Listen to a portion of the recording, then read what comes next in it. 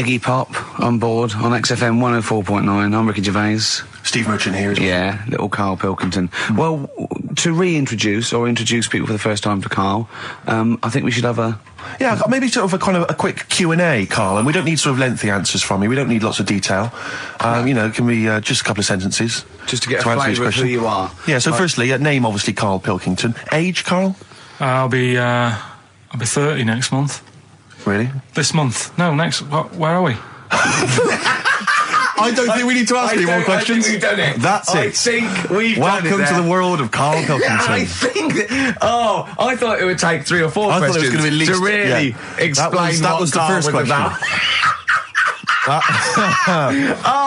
Absolutely God. incredible. But you know, we can't really leave it there because we haven't got enough else to do to fill up the 2 hours. So let's pursue this line of inquiry. Yeah. Age? What was the age, Karl? In a couple of months. When were you born? I'll be 72. Right. What month? What day? I'm on the cusp. You're on the cusp of the day. Well, 23rd of September. Okay. 72. So anyway. Okay, right, good. And you were talking there about, obviously your star sign where you're on the cusp. Yeah. You believe in that, do you? No. You don't believe in star signs? No, not really. But you do believe in ghosts, I understand. No, because paranormal. but the star sign thing, you've got how many different star signs are they? 12, innit? Right, and then you've got like loads of people. Yeah. So you do the math. So they're saying that, you know, there's only 12 different sorts of people in the world. Exactly. That's exactly right. It's made up. It's made up nonsense. It's non-science. It's pseudoscience. It's yes. It's hairy man and dyed hair woman science. Yes. Isn't it? All right. Yeah. Have you ever done anything in a play, Pilk? We know this, Karl. You've performed. Just did the talent show, didn't I? Yeah. Oh, the talent show. Yeah. Remind us of the talent show. That's when I did Walk Like an Egyptian, dressed up as a woman. Yeah, yeah. And did me magic trick. Oh, that's that. Is it an egg? The egg one. Yeah. What was the egg one again? When actually I've ruined it now saying the egg one, but I went on stage with like an hanky. Yeah. And I said, at this point I was dressed up as a caretaker in it. Sure. Don't know why, can't remember. No. I was stood there with this hanky over my hand. Yeah. And I said, right, you're going to love this one. Yeah. I said, I'm going to make a bird appear in front of your eyes, right? Yeah. And I'm like, oh God, what's it going to do? So I'm stood there. Yeah, I'm sure they did. Pulled the hanky off. It was an egg. Had an egg, and I said, oh, it hasn't been born yet. That's brilliant. They loved it. Yeah. Yeah. Wow for it, did they? Round of applause. Yeah. How old were you? Was that you were like 17? Was that apart from your paper round? Was that the high point of your life so far? Is that the what's the no? I didn't really. Karl, want to do I'd like to see you take that on the road, or maybe at least up to the Edinburgh Festival next year. Karl, we're going to play a song now, right? One of my great track, "Watch That Man," off one of my favourite albums, "A Love Insane" by David Bowie. But during that, can you think of a couple of things for me? What's the best thing that's ever happened to you? Can you think about that for 3 minutes? Me and Steve will leave you alone. Just the best thing that's ever happened to you. Remember and think that is amazing. Yeah, can you do that?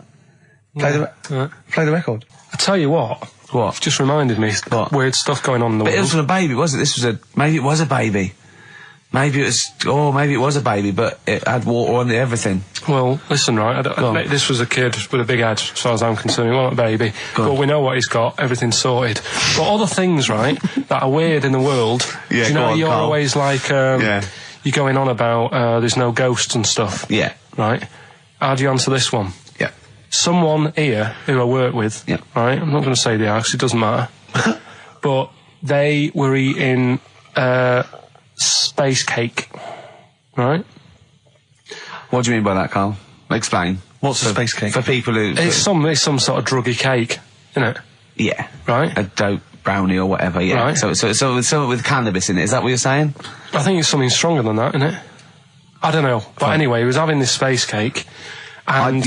You better give me the name now, Karl, because I've got to report him. No, listen. It's only... No. It really doesn't still, matter. No. Is he Sturgis? Was it Claire Sturgis? Yeah, She let's say wouldn't it bother. is. She's gone on the hardest. She doesn't Sure, bother with yeah, those. he's just It jacked straight up. doesn't do anything to her now. Straight to the vein, yeah. So listen, right, so he's at a party, right, Yeah. with his mates, and they're listening to the Star Sailor album, right? Right. And he's sat there, and he's had some of this cake, Right. and he's listening to the album, and his mate sat across the way talking to someone else, right? That's weird. The album's on, and he thinks to himself, this track's going on a bit. Yeah. And his mate across the way, who was talking to someone else, Heard him say it, and he goes, yeah, yeah, isn't it?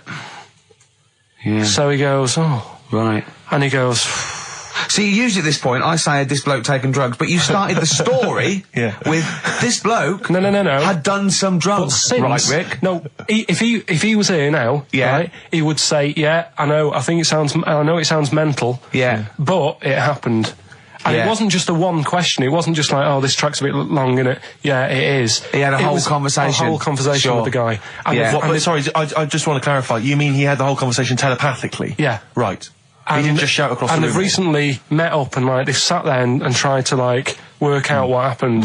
And it's never happened. Presumably they didn't have to talk at all anymore. Yeah. Why did they meet up? Couldn't they just like in their own homes? Just stay at home. Do they have to have that cake before they start having a conversation? Hold on, wait a minute, lads. Why are we using our lips? Yeah. This is using way too many. Oh, take them. There you go. My only question with that is, being skeptics like Ricky and I, whenever we hear a story like that about the paranormal, the first thing we always look for is maybe some other explanation. Yeah. Maybe one vague idea. Lying. Could be lying. Chinese whisper. As I think you pointed out, there are drugs. It's often an issue as well. Madness. Yeah. Fear. Delusion. Sleep. Yeah. You know, there are so many things you go through. I'm going to go with the drugs before your dead grandmother pops into the equation. I'm going to go with the acid. Right, tell the other story that you totally believe this as a true story, don't you? The fella with the being killed. Right, do you know how the other week we were talking about some fella who had his head cut off, and he said, when my head goes into the basket, I'm going to blink a lot, see how many times I can blink. But if you remember, when Karl first told me that, it was, I think it was Simon or Nick that pointed out. He goes, no, that's not quite right, Karl. Karl told me that he had his head cut off, and when his head was in the basket, it looked up and said, count how many times I blinked. Yeah, sure. But he believed that as well. So he was happy. He was happy with that. Sure. Do you know what I mean? So yeah, a couple of weeks ago, there was a guy, he had his head cut off, and before he had it off, he'd said, I'm going to blink to show that there's life after death. And he did 32 blinks, right? Sure. So you two were sort of pointing that down the other week. Yeah, we were sceptical of that. So I looked again on the internet at some other website. Yeah. And there's a guy... Sorry, it's the website, just to clarify, the website is the place where you bought that property on the moon, didn't you? Because it was a bargain. Right. So, this guy... Been gazumped. Look, we'll see who's been gazumped when this world ends. I've got somewhere to go, alright? And I know you'll be calling me up, saying, oh, can I come with you? Haven't you got like 2 square foot? No, I've got acres. You're going to have to stand deadly still on the moon in your 2 square foot. I've got about 20 acres. There's no place for Suzanne, it'll just be you. 12 off, love. It's all those people with big heads and web feet that've been buying it all these years. Well, listen, right. Go on. Anyway. Play a record, tell us the story after it. We've been chatting for sorry, Karl. No, there's no record. Play a tune, we'll come back with this. What's this, another ghost story? Let's play one of my favourite songs of all time, because I'm going on holiday and getting into a lovely serene mood. Sorrento is probably from that. It's Neil Young, After the Gold Rush. Beautiful. Still to come, that competition as well. Look forward to that. Karl's quiz. Yeah. What an amazing track that is. Tune, yeah. Neil Young, Dynamite. After the Gold Rush. So go on, Karl. Sorry. Go on, Karl. So take us back a few steps, Karl. What's the story? Right, so I did some research. Right. Let's just recap again. There was a guy you read about who had his head chopped off. He was guillotined. Yeah. He had said to the people around him, I'm going to blink once I've had my head cut off to show the brain that life, can still... Or the brain can continue to work after death. Okay, so we queried that. So you weren't having any of it? Well, no, possibly for a few seconds till the oxygen stops being fed to the cells because the blood has drained away. But, nothing spectacular. So go on. Well, along the similar sort of lines, right? This is quite a few years ago. This fella sort of upset the royal family doing something, right? So they said, this isn't good. It wasn't Ben Oughton at that Jubilee thing, was it? I can't remember what it was. And they said, right, that was terrible. We're gonna cut your head off. You gotta show people like you can't be doing what you've been doing. What was this? The 1970s? What you said a couple of years ago? You mean maybe sort of? Was it the olden days when the phones weren't very good? Ages ago. Yeah, ages ago, sure. So yeah, fair enough. Yeah. So very philosophical. Yeah, imagine that when you watching this. This was literally ages ago. Yeah, exactly. Yeah, Simon Sharma's History of Britain. Yeah. Oh, and even before that, which is yonks before, when it was all mental and different. Sorry, Karl, go on. So he's having his head cut off, and he's resigned to it. It's a day before. He's kind of got it into his head now that I'm not going to have my head much longer. Sure. So he said, let's make use of this. Yeah. He said, I wonder how long, like, the body can stay alive without me head on it, right? So they were like, oh, I don't know. So, Hoover. So The jailers? whoever he was asking. These jailers with one eye. Yeah. Get out, pal. So he said, No, wait a minute, I've got an interesting scientific experiment, jailer. Well, Yeah. fair enough. What is it? So, he said, what I want to do, right, he said, you know, surely it's my last right. You know, I'm gonna be dead tomorrow. Sure. So, let's He do a didn't test. draw it out this long, did he? Yeah, he said, let's test this out. You know, he said, do us a favour. He said, you know, it's my last day. What I want you to do is, you're going to cut my head off. Let's put a white line on the floor. Right. And see if, you know, because there's no point asking how far he can sort of walk without an head if there isn't a line, because you don't know what to count. Do you know what I mean? If he loses his head and he's running around all over the place, you can't really count That's that. not impressive enough, yeah. So they said, let's make a white line. Sure. Yeah. Who said And- this? He did or they did? I think they started to join in with him and saying, well, let's make this a... you know. You guess it. Go on. So, They got Norris McWhirter down. The Guinness people. Oh. Yeah. so they said, let's get this white line. Yeah. And, Dedication's all he needs. we'll do this tomorrow. And he said, all right, then, I'll see you in the morning. So we go- I'll see you in the morning. Night, night. Sleep tight. Bye, bye. I love the fact that Carl knows exactly what was said. Oh, that's beautiful. Yeah, he doesn't know the story or what order it is in or when but it he was. knows exactly what or was who said. what, but he knows the intricacies. All right then, see you in the morning. Bye. Oh, kissy, kissy, kissy. Oh, I'm not like that. Oh, you joker. Don't let the bed bugs bite. Yeah. Anyway, So he gets up. do you want a paper tomorrow? No, I'm all right. Go on. He gets up and they say, right, you know, today's the day and that. And he said, well, you know, I've got used to the idea. So here's a white line for you. Got used to the idea. Go on. So they go, right, you ready then? And he said, I go on. And they cut his head off. And the body walked 32 steps without a head. Wow. 32 steps. Incredible. And that's the lesson, really. Did it get as far as it walked along the white line, did it? Yeah, he stayed along the white line, did 32 steps, and then started to stumble a bit, and it just fell over. yeah. But, you know, it was a test that your body can still keep alive for a little bit Yeah. when you've lost your head. Absolute twaddle. Absolute twaddle. What do you reckon you can do then without an head? How many steps? There'd be muscular spasm, right? Yeah. It would twitch a bit. It would, yeah. You could not distinctly take 32 steps. The body well, don't... Yeah. Is the doctor still on the line? Yeah. The fella that bought 6 parrots. Yeah. And, you know, you could Incredible. have 32 steps. Right, so A you don't beheaded believe man that. doing a bit of line dancing. Right, you don't believe that, but something that you do believe that a cockroach can live a week without an head. It can. Slightly different kettle of fish there. Why? Wow, insect to human is what I'm thinking. Yeah, that well- difference.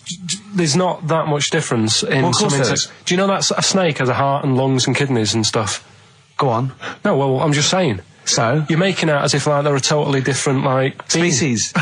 I am making that. I mean, call me old fashioned. Do you know what you're talking about, mate? I don't want you embarrassing yourself, Rick. Yeah, I am suggesting they're totally different beings. Yeah, that is. Yeah. Now, Carl, the cockroach is a very different thing. The interesting there is that it lives without its head, because a lot of it's on. There's some of them are phototropic, chemotropic. Some of them just literally have irritation and muscle memory. I mean, they do have a central nervous system, but it's very different. So if you lose the head, it bypasses a lot of that anyway. All this is running around. The reason it dies is because it can't take on water. But it's very different to a man, right, having consciousness and then losing that, and the body still going, no, I think I remember what I was going to do here. Yeah, so I'm going call to out, carefully walk along the walk white line. 32 steps along this white line.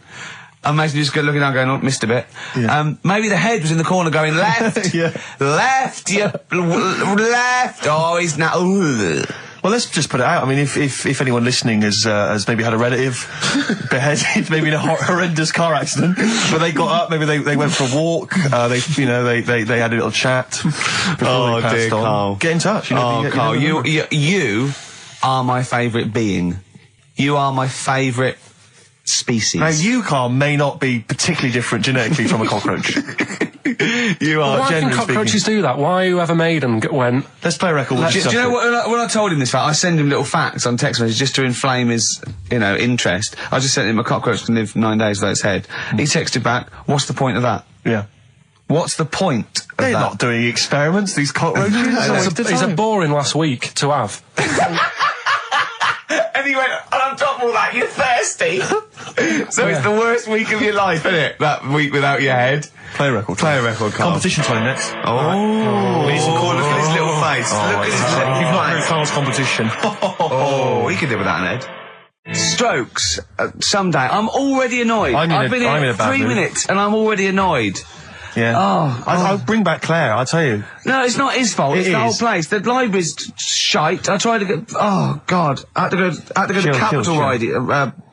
Chill. Fancy that. I had to go to Capital Library to get a couple of records I wanted. Right? Place is falling apart. The email's not working.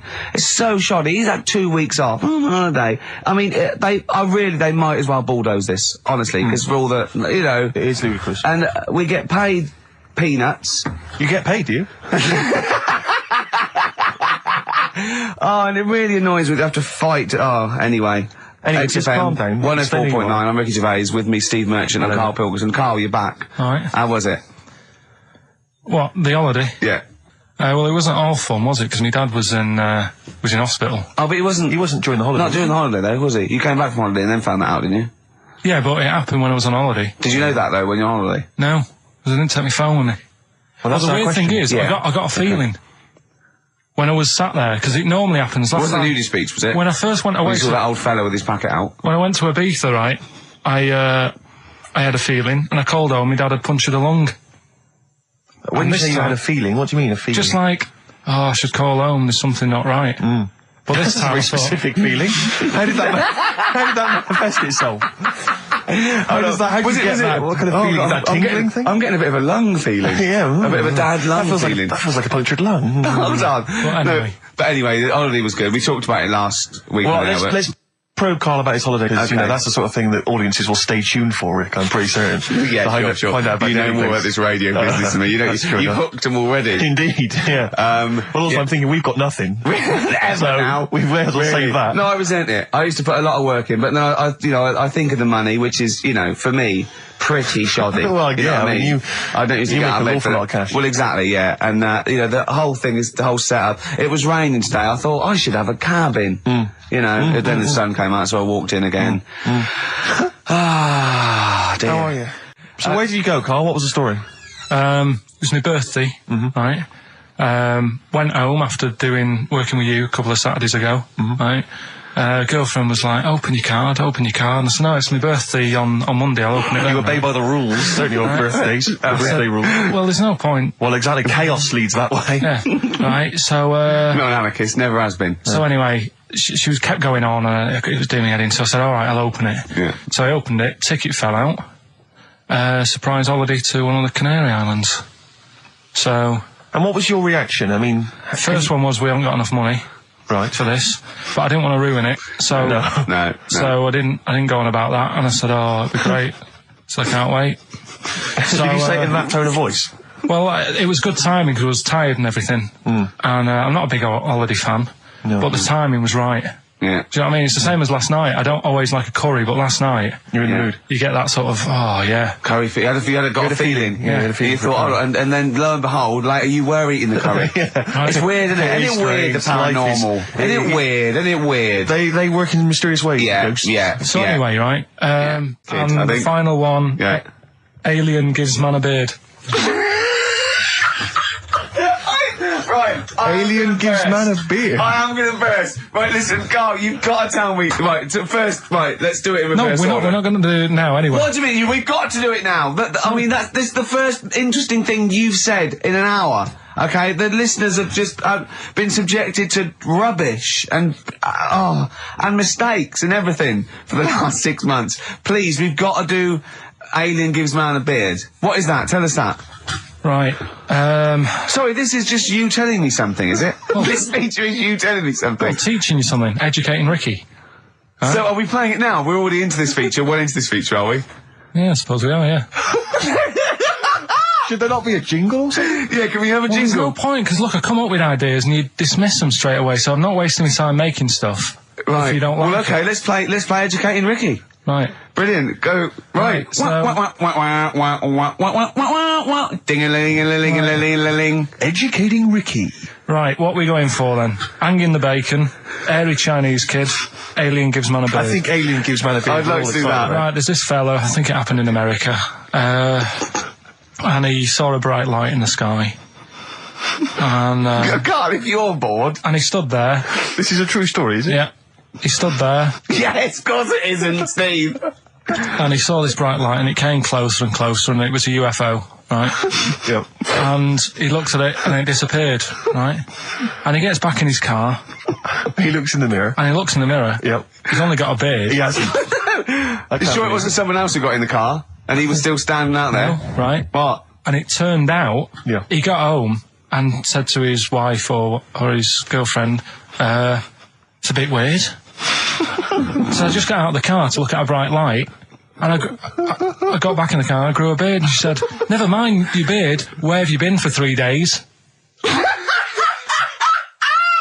And what had happened is, He passed out because he was pissed. no, the UFO had taken him for 3 days. Yeah. But he'd only thought that he'd only looked at it and it went away. Yeah. But what had happened is, he took him and he grew a beard because he hasn't had a shave. Right, okay. I mean, was Will Smith or Tommy Lee Jones anything to do with this at all? Did you see this on a video maybe and thought it was an educational film? No, it's from a book that some kind person sent in to me. Here. Can I just ask again, just again, I'm just throwing this right back at you. Do you think there's any other possible answer here? Right? A man is absent for 3 days from home. He's the grown a length beard. of time that it could take to grow a beard, lest we forget. What if he hadn't actually seen a bright light in the sky? What if he was been lying? What if drunk? he was lying? He got knocked unconscious. He'd had a car crash. Just any lying. number of No, other things. just lying. Or he was just lying. Yeah, he'd been on a bender, getting pissed for 3 Yeah, days and that with was his his mates. excuse to his wife. And they went, Dennis, what are you gonna tell your wife? Well, wait a minute. Wait a minute. He's not going to believe I was out with you, lads. Just say you're only away for a minute. No, she didn't know I wasn't away from it because of the beard. Oh yeah, look, it looks like you've been out for 3 days. Well, we have. That's Exactly. right. Okay, we've got to cover that then. Alien abduction. Great one. Okay, let's try that. Do you see? That's a little scenario there that could have been played out. So when you say educating Ricky, what have I learnt from this? Never listen to you again. That's all I've learnt so far. Never listen to you. Yeah, we'll add a little bit more in here, right? To Well, spice this no. up. What do you mean? Add a little bit more. We'll add a bit more to this what I'm educating you about, Go on. right? There's only a law in America that says if you touch a UFO, you're going to get done. Now, why would they make a rule? I don't know that. Do you know, like all their rules have a code? Carl, I genuinely do not know what you're talking about. Right? Do you know, like how here they might have? Do you know I what? have no idea. Right, Okay. Do you know, like over here? I'm listening to Capital and these headphones. I got Foxy on from yesterday. Right, let's bin that. No way, it's great. No, I want to hear about Airy Chinese Kid. let's play a tune. And Okay, then come play a back with tune, Harry come back with Chinese Chinese Kid. Kid, Wait, definitely. Some doors. Yeah, I Yeah. just thought I'd go back, Oh. take it back to the 60s. This is a tune that a friend of mine sent If me. you touch a UFO, you get done. Soul Kitchen from the Doors. Shambles today. This. Right, okay, educating Ricky. What have we got? Airy Chinese Kid, go on. Right, yeah. This is the. I didn't want to do this. What do you mean you want to do it? Well, I wanted to give you three, and I gave you one. It was like the alien man gets a beard or whatever. Yeah, And- which was total rubbish, so this one should be better, maybe. Hairy Chinese kid. Right, well, we've talked about hairy people in the past. True enough. Haven't we? Yeah. You know, the little kids who grew up in woods and hung around with wolves and that. Yeah, again, you're confusing it. Yeah, they're not, there were some people that were born very hirsute. They were not the people who were brought up with wolves. Yeah. You just put that together in your Homer Simpson type mind. Right, well, this is like a sort of close to that sort of story. But the weird thing is, right, Chinese people aren't that hairy as a nation. No, seriously, that's a well-known fact. They don't have that much body hair and stuff. Okay. So this little kid who was born over there, he was like covered in stuff. Was he? And it was only his nose that wasn't hairy. The rest of his body was caked in hair, right? And his hair sort of... What sort of hair was it? Was thick hair. No, what I mean is, was it sort of like a pony's mane, so he just looked like an Ewok? You know what I mean? Just like hanging down sort of straight, dark hair. In the picture, it looked like it grows from his eyebrow. It grows from his eyebrows quite thick, and then it just goes all the way over his head. You don't think it was just really long eyebrows that he'd done a comb over? No, it was all over his body. It had a picture of like his back and that. Yeah. And had he styled it? Had he styled it at all? Did he have it in a quiff or? No, it was just hanging all over him. Yeah. And they were like, you know, this is a bit weird happening in China, where we're not normally that airy. That was the scientist speaking there. And the local press and that were getting him down, calling him Monkey Boy and all this. Oh. And thinking Chinese press. But the doctor, yeah. Oh, they're cruel, aren't they? The doctor, like those game shows. That's Japanese, isn't it? Yeah. That's what. Yeah. And the doctor said. I was talking through all that time while we were just like talking to each other then. Because I turned round and I still saw he was talking. So anyway, the local press came in to see the hairy boy, the monkey boy. Yeah, and they were like being tight, taking the mickey out of him, and the doctor said... throwing him nuts. Said he's only airy. Said he's a healthy young kid. The only faults he's got is he's got a little bit of eczema and a boil. And he said everybody should just treat him the same, and I think he grew up a healthy kid. Yeah, so that's the end of the story. That's not a story. Why? But I've got nothing. I don't know what to say to that. So someone in China was born slightly hairier than the rest, and he was normal apart from eczema and a boil. That to me isn't a story. But if it is, I've got a million. I mean, it's sort of like bloke from Manchester went a bit bolder than the rest, got a job on radio. He was normal. I mean, that's not a story, is it? Do you know what I mean? All right, then. You know, I won't be telling anyone the bloke got in the car and he had a full-face beard. Why has his car been towed away? Because it was a quiet road. It wasn't in the way. So. Are you filling in the blanks again? That wasn't in the book, was it, that you read? See, that's the thing. Sometimes I think you make up bits of the story as though they were fact. That doesn't seem right. Well, that's all you can do, innit?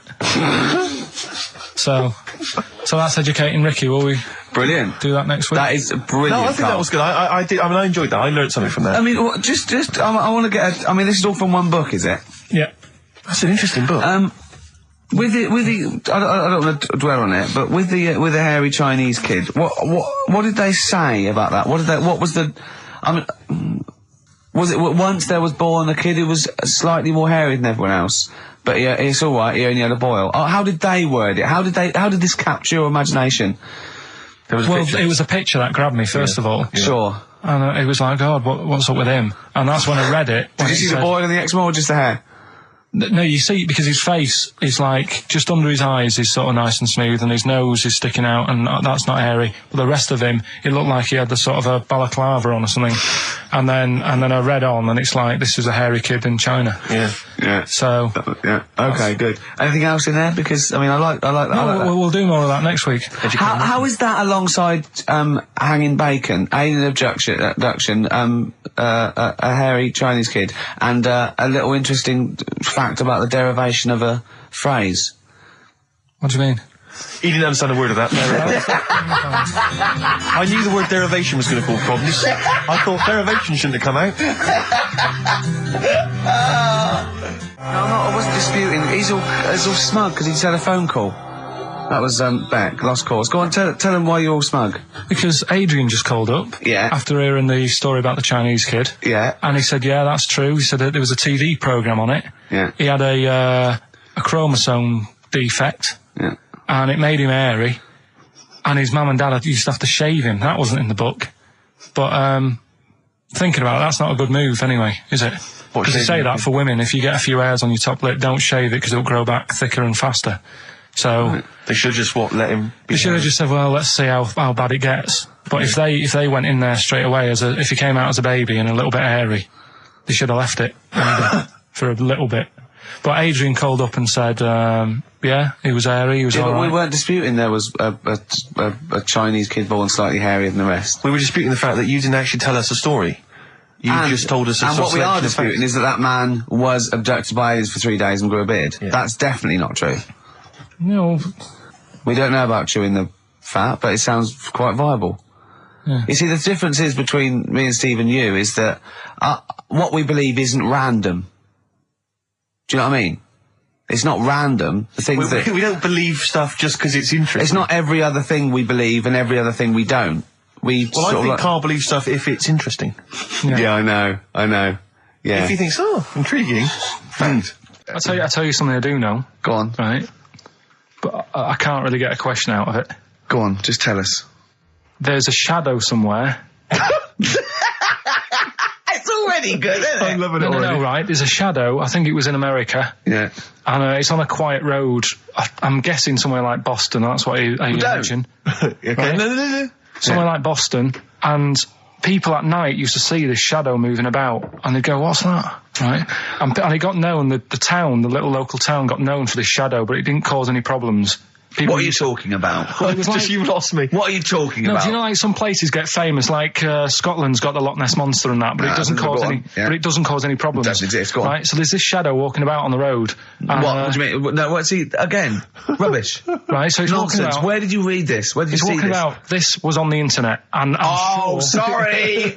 Sorry. Right. I thought it was shite. I didn't know it was on the internet. Right. So this shadow is moving about, and Independently of an object. yeah, and the local mayor and that is like, yeah, it's a bit weird, but it's not harming anyone. The mayor involved. Was he elected to that post? Hey, mayor, we got a problem down here. Seems like a shadow. Well, it's not causing any. No, it's just causing any problems. Yeah, go on. But that's the thing. It was left for years, and then it did start causing problems. I see, that's it. If you leave these shadows to go unchecked, Rick, they go crazy. Yeah. You let them run amok in the Yeah. city. Yeah. You've got to stand What down did it do? on What did it Roman do? shadows. What did the shadow do? It was pushing people off the bikes. It was what? It was pushing people off the bikes. Oh, I'll find out more for that next week. Right, that'll tease oh, them. you're a maniac. We'll do more on that. We haven't had time for Please educating. never have children. Right, listen. You are Just promise me now you'll never have kids. We haven't got time. Okay, now listen, for, alright, DJ Shadow, have we got time to give these tickets away? Yeah, if they just call up, we'll... No, I'll tell you what, I've got a question, right? Go on. Where does Karl think this may have taken place? If you've been listening to the show, where do you think this evil shadow has been running amok? Let us know. The number, Karl? Good question. 08700 800 1234. So, Excellent. but that's it. We are actually out of time. We are indeed. now. Have I got time for a song for ladies? It's a bit tight. I was Why? told to finish It's now. 5:02. I know, but we've got to get finished early today, so... Why? Just because we have, and we're wasting more time talking about why we have to. Oh, this is pathetic. So, they call up, where did they see the ghost? Yeah. And you've got to pick the tickets up from reception. You can go tonight, see DJ Shadow. That's Shoddy. it. This Right? is shoddy. Right, see you then.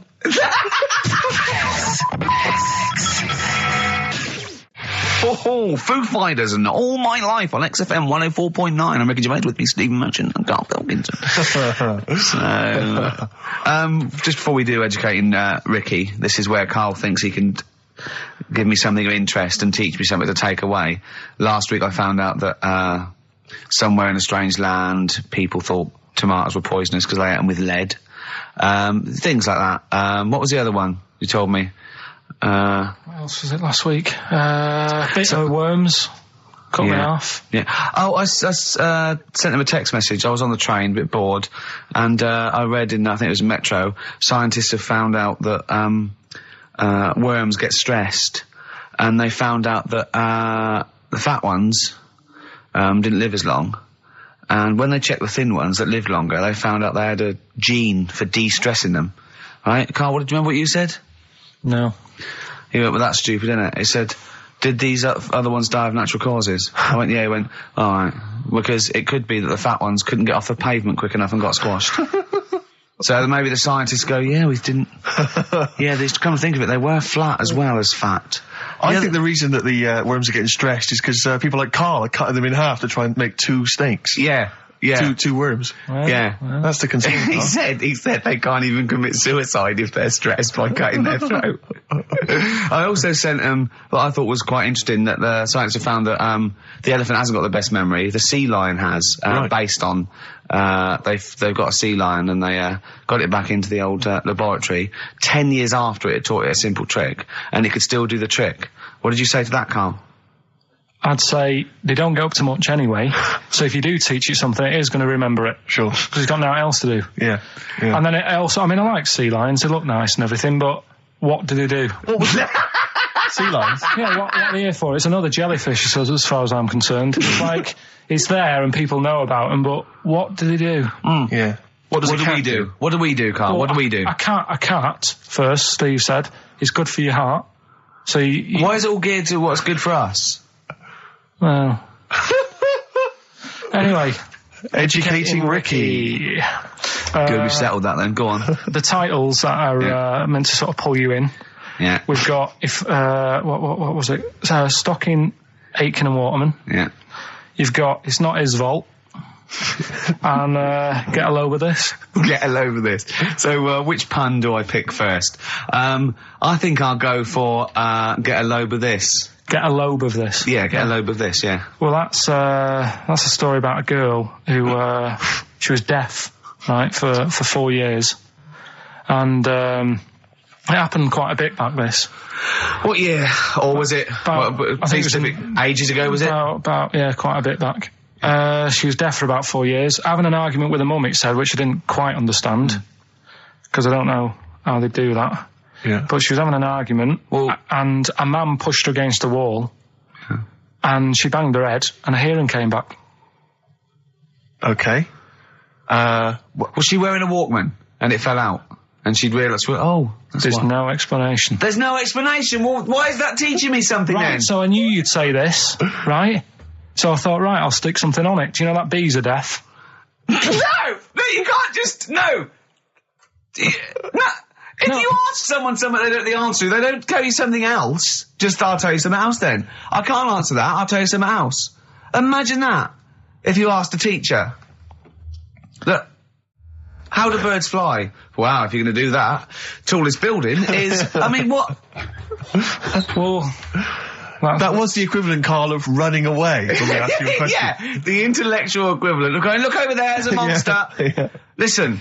What do you mean? What she? Okay, so her hearing. There's no explanation. Back. There's no explanation, or you don't know. Well, there isn't one, is there? Really? It's a bit weird. Did the doctors not look into it? No, I think they just said, "Oh, that's good." So again, I don't. Where did this information? Is that if you read this on the net? Is that all they put on the net? There was once a deaf woman who hit her head and she could hear. Came back. It was bizarre things about being deaf. Was there three Was there I've got that book. Yeah, it's a good book. That was there 3 more pages. You just couldn't be bothered to read on. Yeah. No, it was just a little bit. And was there a little picture, a cartoon picture? No pictures. I just read it. Ow! Look, ow! If you don't want to know, if you don't want to learn, you know. Yeah. Okay. It's Not His Vault. Let me have It's Not His Vault. You got to save this. This has got to teach me something. It'll be an interesting story. Right. It's Not His Vault. This fella. Yeah. What year? Ages ago? Olden times? I'd say in the 70s. Okay. Would you? Any evidence for that? And does he wear flares in the story? Right. Is that your reason? No, it's a bit like Yuri Geller, this fella, right? Where he's electric. He's electric. And if he walks past the telly would fizz. If he walked past the radio, it all goes like that. Ooh. His hair stuck up all the time. And he'd be having a bath and everything would be all right, and then the power would sort of switch on in his body, and the electric in his body made him jump out of the bath. So... What do you mean, so? What is that so? What does that so mean? You've given us nothing. You've given us nothing. You'd have to at least give us the scientific explanation. Yeah. Electric eels have 400 volts in them. Oh, is this the running away again? What was that one called? Yeah, but it's not his vault. But there's a reason not his vault. It's not his vault. I thought it was going to be something about. I think we should do these the other way round. I think you should tell us the story and then we'll hear the pun. It's not his fault. It's not his fault. Right, let's leave it. Play a tune. Educating Ricky. We're not doing it. No, we are. a text message today from Ross Noble. You know Ross Noble, the comedian, who's on. Have I got news for you? Right. He says, ask Karl if he woke up with ladies' boobs, would he just put a dress on and live as a lady, or would he just be a man but with these boobs? Karl, it's a good question. I know that happened to Ross, so he's throwing that one out at you. It did in a way, because he ate pizzas for a year, didn't he? Yes, he did, yeah. And he got a lovely pair of breasts. Yeah. Go on. Probably just find a loose-fitting jumper, go to the doctor's. What would you say to the doctor? How would you explain this phenomenon to the doctor? So you'd be happy with this because you believe in shite, like No. happening. Go on. But What? It can happen, because I told you a couple of weeks ago how that can happen. What? How you can wake up with breasts if you're a fella. I told you. Go on. Haven't you remembered? No, funny that, isn't it? Go on. Have you, Steve? No, I don't remember this. Did you tell us on air? Yeah. It can happen if you go to Argentina and have a steak. You can wake up with breasts. Because I'm sure I'd have remembered Karl, that. pull the other one. Look, he likes that. Is that what you've come up with this week? That joke? Yeah. Brilliant. Play a record. It's going to be a dynamite show. Listen, look, I'm going to play some classic tunes today. I'm going to educate the youngsters, Steve. Right, now, you've all heard of Lou Reed, you've all heard of Velvet Underground, but, have you heard of Venus in Furs, Karl? Shiny, shiny, shiny boots of leather. Do you know, like, I've talked about ghosts, and we had that good discussion the other week walking to Piccadilly Circus Station, and I was telling you about ghosts, and you were saying, Karl, don't be an idiot, and all that. Spoke to a woman in the week, done a little interview with her. You've done a little interview? Done a little interview, 2 minutes or so, with a woman who's got ghosts in her house. So, I look forward to hearing that later. That sounds brilliant. Coming up later. Well, I'm going to play a classic tune now. I've just gone straight for it. I've gone for the jugular. This is Ziggy Stardust by David Bowie. Well, I teased you with it before. You're going to get it out again? I'm always like trying to get you, thinking, opening your mind up a bit to ghosts and stuff. Yes. So, this woman who I know, she said she'd come in and I could interview her to try and sort of, get the belief out there. Okay. So because there's not enough belief in the occult and rubbish out there. So does she think she has a ghost? She has, yeah. She's had a few. She has, no, it's fact. Yeah, she has. So I thought maybe it's a new feature we could try for a couple of weeks, see how it goes down. You know Parkinson? What about Pilkington?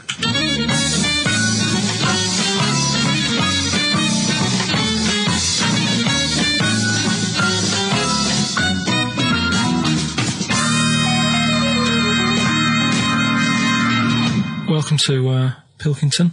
Thank you. My guest today is Taryn. She's a plugger.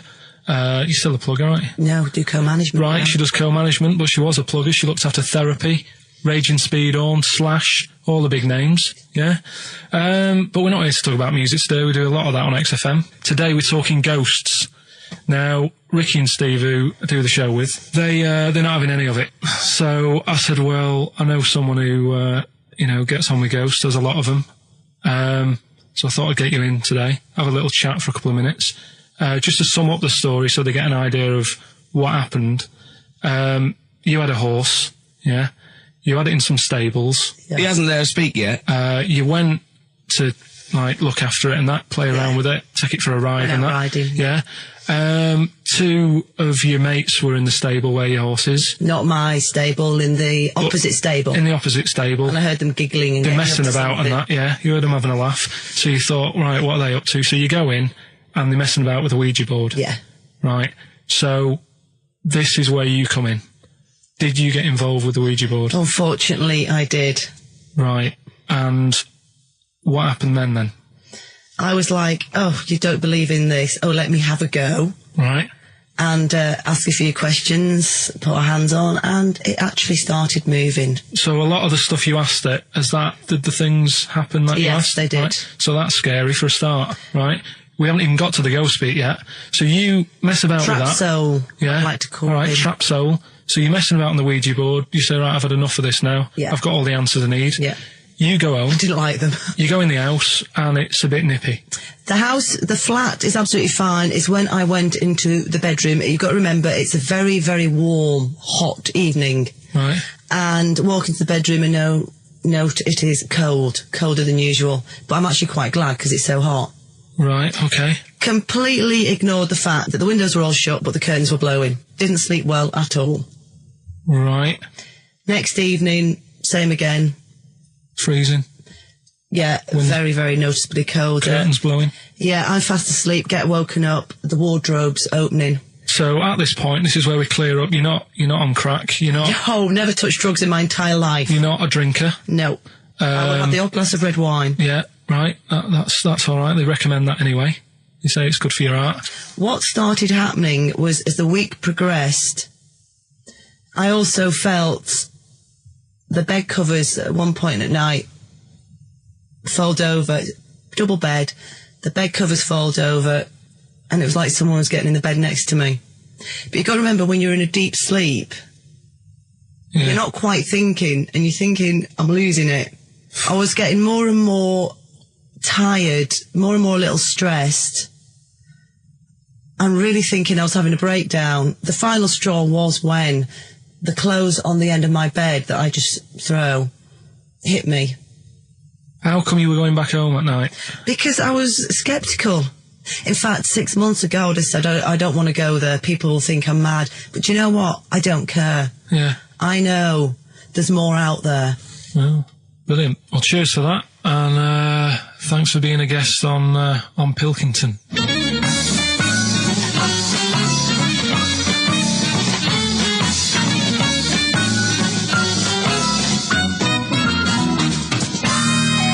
Incisive investigative journalism there. I like the fact that you've learned a lot from Parkinson, even stealing some of his questions, like, are you on crack? Which I know he always asks his guests. Yeah. I like the fact that when she went, I don't know, I have the occasional way, he goes, well, that's all right for you. Good for your heart. That was great. It was brilliant. That is the best interview technique I've ever heard anywhere. I feel like there's still some questions unanswered. Yeah, it hasn't proved it to me, I'll be honest, No, Carl. It hasn't proved me the existence of ghosts. I have to and say, Rick, that poltergeists. I was worried as soon as she got involved with the Ouija board. I was thinking, please do not get involved with that Ouija board. Yeah. I was worried when said I heard some giggling coming from the other stable. Yeah. Don't go over there. Don't go over there. What questions did she ask the Ouija board? You didn't ask her that, I noticed. She didn't want to. She didn't want to say? No. Okay. Do you think it was something like why that you did to try and confuse the computer, and the spirit world got really annoyed, and they got confused, and they came back and started messing up her clothes? But what do you think then? What do you mean? What do you mean? What do I think? What do you think? What about what? There's nothing I can answer there. There's nothing I can answer. All right. She said. Well, I'll just keep saying I don't believe in the existence of ghosts because of the impossibility. Right. Now, when she said, I mean, the interview I did for 50 minutes. You did for how long? 50 minutes. 55 minutes? Yeah, we might use that at Christmas or something, right? But the thing is... Well, that's the best you got out of 50 minutes. They're the highlights. No, MTV are not going to call again. I'll tell you what, right? It did get a bit dark, and I didn't want that sort of stuff going out. Saturday afternoon, yeah. But I can understand the heating thing. I said, well, you know, in the full interview, I was saying, you know, that could be anything, couldn't it? Heating broke or something. Now, she said what else was she talking about? Someone got into the bed next to her. Yeah, I mean, I sort of said, well, you know, how did that happen? Yeah. And she couldn't explain it herself, but I said, but it did wake you up. Maybe you're a little bit sort of, still. Although the only explanation I can think of, if she didn't actually see anyone, is it was a ghost. Yeah, well, she's probably got a ghost getting in bed. But what about cupboards opening and shutting? See, again, the only explanation for that is a ghost. Yeah. I can't think of anything else. Play a record. It's got to be a ghost. It is ghost. I think you've proven it to us. Yeah. A spirit. Yeah. Street spirit? Yeah. Nice. Street spirit. Radiohead. So, turns out ghosts do exist after all, Steve. A woman, what Carl knows, proved it. I've got egg on my face. Yep. On XFM. Instantly, Rick, I should just encourage you and everyone else listening. I've got egg on my face. Is that what you're going to say? Yeah, I've just been eating an omelette. James Randi, a hero of yours and a hero of mine. Yeah. He's on TV this week on Horizon. I think it's maybe Thursday. Check press for details. Trying to expose the nonsense that is homeopathy. Oh, yeah, I saw that, yeah. So I look forward to that. Do you know what that is, Carl? Oh, go on. They've got a theory that if you say you got something an essential oil or something in a solution, 1 in 10 solution, and it does something to you, actually does something to you, they've got this thing where they dilute it to there's nothing in it, but because they're using the same water, and the water still has the same effect. It's sort of like a placebo that works. That's the sort of theory of it. What time's that on?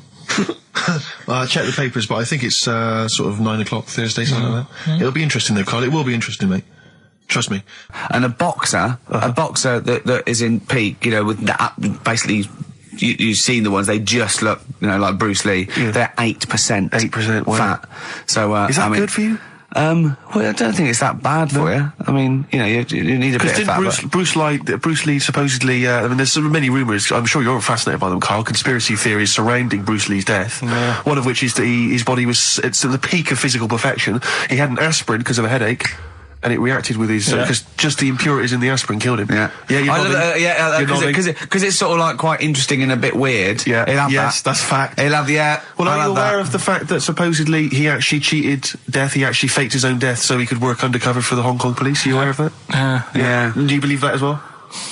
Not so convinced. Dunno. Do you believe he could kill a man by putting all his energy into a trembling hand and touching him and every blood vessel burst?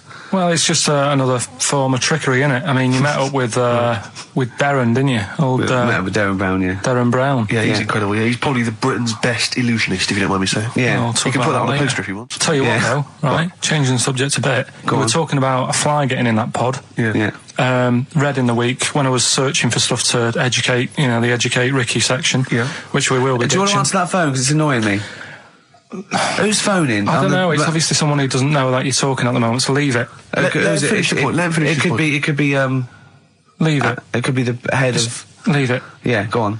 Could be the head of XFM? Yeah. Oh, I'm so scared. No. We must No, I won't be embarrassing him. I'm there going, don't call me when I'm working. Nice. Right. Fight against the machine. High five. Yeah. Raging against the machine. So anyway, right, we were talking about flies getting in a pod. And do you know, like, how a Barbie doll, if it was real, it wouldn't be able to work? Do you know what I mean? A Barbie doll, if a woman had the proportions, she wouldn't be able to tie her shoelaces up and stuff because her legs are too long for her back and all that.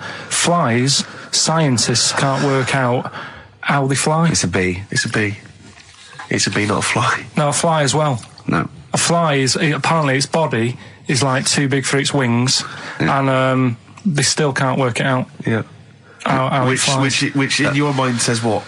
Something spooky going on there? They have worked it out.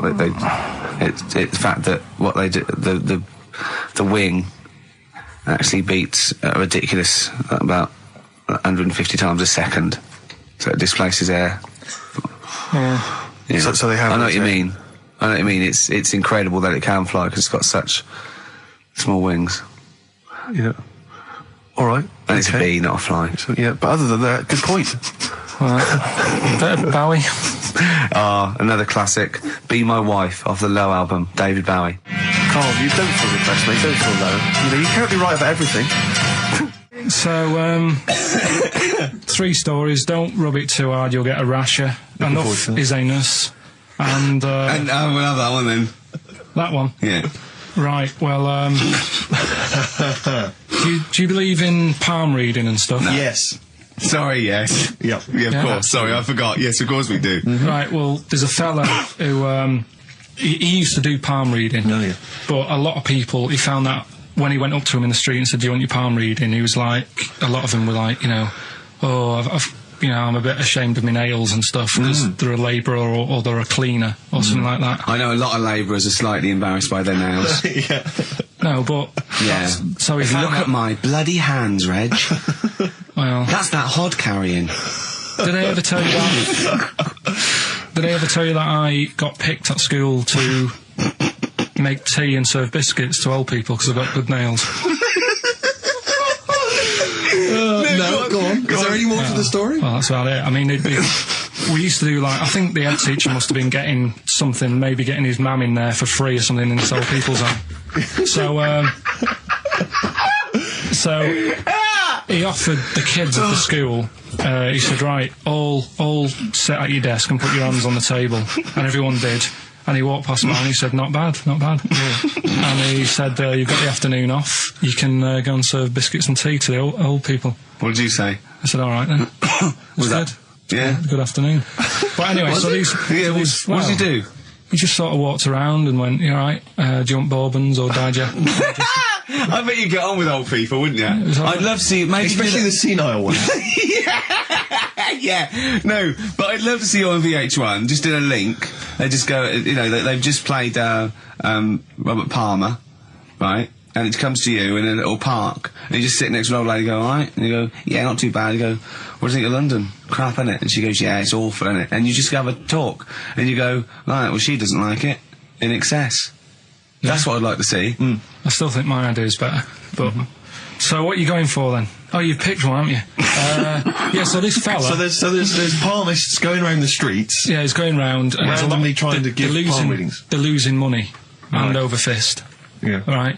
So they said he's what he's done. He's reading people's bottoms now. Sorry, whoa. You just I didn't quite follow that. He was a palm reader. That wasn't making money. So now he's going up to people in the street and saying, "Can I see your arse?"